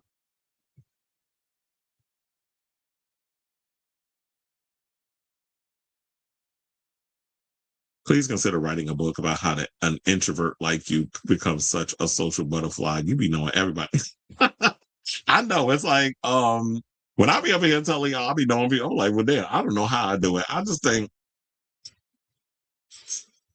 I'm just very much a personable person where I do be having these moments of like introvert. But I think what it is I force myself in these situations of talking to people. I've had people that try to push me in those things, but I have to do it on my own. I love the two guys grinding behind the door. Oh, I said that was a highlight when they was there. I said, I didn't hear a lot of people talking about that. They was focused so much on hating on the you know how many people, even my ex-producer, when he used to produce my show before I decided to go out on my own, has said that you need to write a book. And I think I probably do, but I don't feel like I've been around the world long enough to write something. But then again, there be people out here in their 20s talking about, I'm going to write a book. I'm like, how? You ain't even lived life. What are you writing about? But, maybe I need to take the time to actually write a book. I guess with enough of y'all saying it might just happen. It is true. Benito was wearing a bulletproof vest underneath his clothes due to potential real threat. Are we talking about the Grammys? Because I did hear that was a rumor. There are some people saying that that's why the suit was bulky that he was wearing at the Grammys, that he was wearing a bulletproof vest. I had quite a few people tell me that.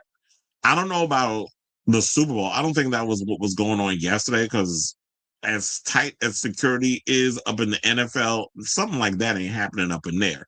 I would think the Grammys too. Like, I would expect that y'all would have tight security up in there. Because look, we'll talk about Madison Square Garden. We don't play. Like, I remember I had one guy tell me he wanted me to check some dude because he was like, and it was during one of the comedy shows, and he was like, I don't want to be that guy. I was in the military, and there was this guy that had just left his backpack unattended or whatever the case was, and he looked like he was of Arab descent or whatever the case was, and I don't want to start anything, but he's feeling a little sketchy or whatever. And my thing is, I said, you want me to investigate it? Like, you want me to go check or whatever the case was? So I get on the phone and I'm calling the supervisor to come and deal with the situation. And then while the time I'm calling him, he's just like, oh, never mind, the guy came back. But I'm like, well, look, I'm already on the phone with them. It's literally about to be on record, because once you call these people, it is being recorded and all of that is on record. So to cover my ass, I put it on the record. So when you're hearing this sort of thing, and it's just like, well, first of all, it did feel a little stereotypical. But then again, I'm like, we have such tight security, metal detectors, all kinds of stuff. No kind of bombs or whatever the case is getting past us in this building. We got dogs, we got things where they stick the things on the car. Like, we are a well-oiled machine in regards to our security. So nothing's getting past you. Although there have been situations where certain boxers have tried to get up in there thinking they just gonna walk past and not going through the metal detectors, and he's security. No, you ain't special. You going right through that shit like everybody else. So we about our stuff out here, and I would assume that they would have been the same way at, what was it, the Crypto Theater where they had the Grammys? I would think they would have been tight there too. So I really don't understand the whole bulletproof vest thing. But then again, you never know, because remember, once upon a time, Biggie was doing the whole soul. What was it? Was it the Soul Train Awards or whatever the case was, and got pow-powed in the car? So all kinds of craziness can happen out here. You never know. That's basically what he was saying a lot, was believe in yourself, and he's a prime example. Here's this guy, he was bagging groceries in San Juan, and then he went from that to becoming one of the biggest musicians on the planet. I write poems, essays, and fan fiction, but definitely have no intention of writing a novel or memoir anytime soon. I used to actually write short stories and things when I was younger. I feel like I need to get back into that. After that, I'll start writing scripts. But I'm thinking I might need to get a hold of like damn, what's that? I was gonna say Scriptorama, Final Cut. I may have to, because I remember I had to use Final Cut when I was in film school to write my scripts. So I may have to spend some money on getting that and then start writing stuff, or get back into writing books. I can self-publish, get somebody to create the artwork, the cover, and write the book, and then put it online. Be like, I wrote a book. Can y'all buy it? I charge y'all like what, $10, $15? Wait, how much are books? $10? So maybe I definitely feel like I need to start getting back into writing stuff instead of just focusing so much on this stuff. Look, these straight people out here getting money, writing gay stuff about like heated rivalry. Why can't we gays do the same damn thing? I mean, we should be profiting off our own stories. But anyway, so it looks like we're at the end of the show. I want to thank you all for tuning in to the latest episode of Chris Avalon Unfiltered. If you have not already, for the final time, well, that'd be today, please do me a solid, hit that like button. If you're new to the channel, hit that subscribe button. And also be sure to smash the notification bell so that way you know when we go live with a brand new episode of Chris Avalon Unfiltered. There's a Knicks game tomorrow, so I'll be working that. So I'll be back on Wednesday with a brand new episode of the show. So definitely do all the things I just said. Love you all for watching. Thank you for your continued support. Thank you for keying with me in the comments and all that good stuff. And until next time, ciao, darlings.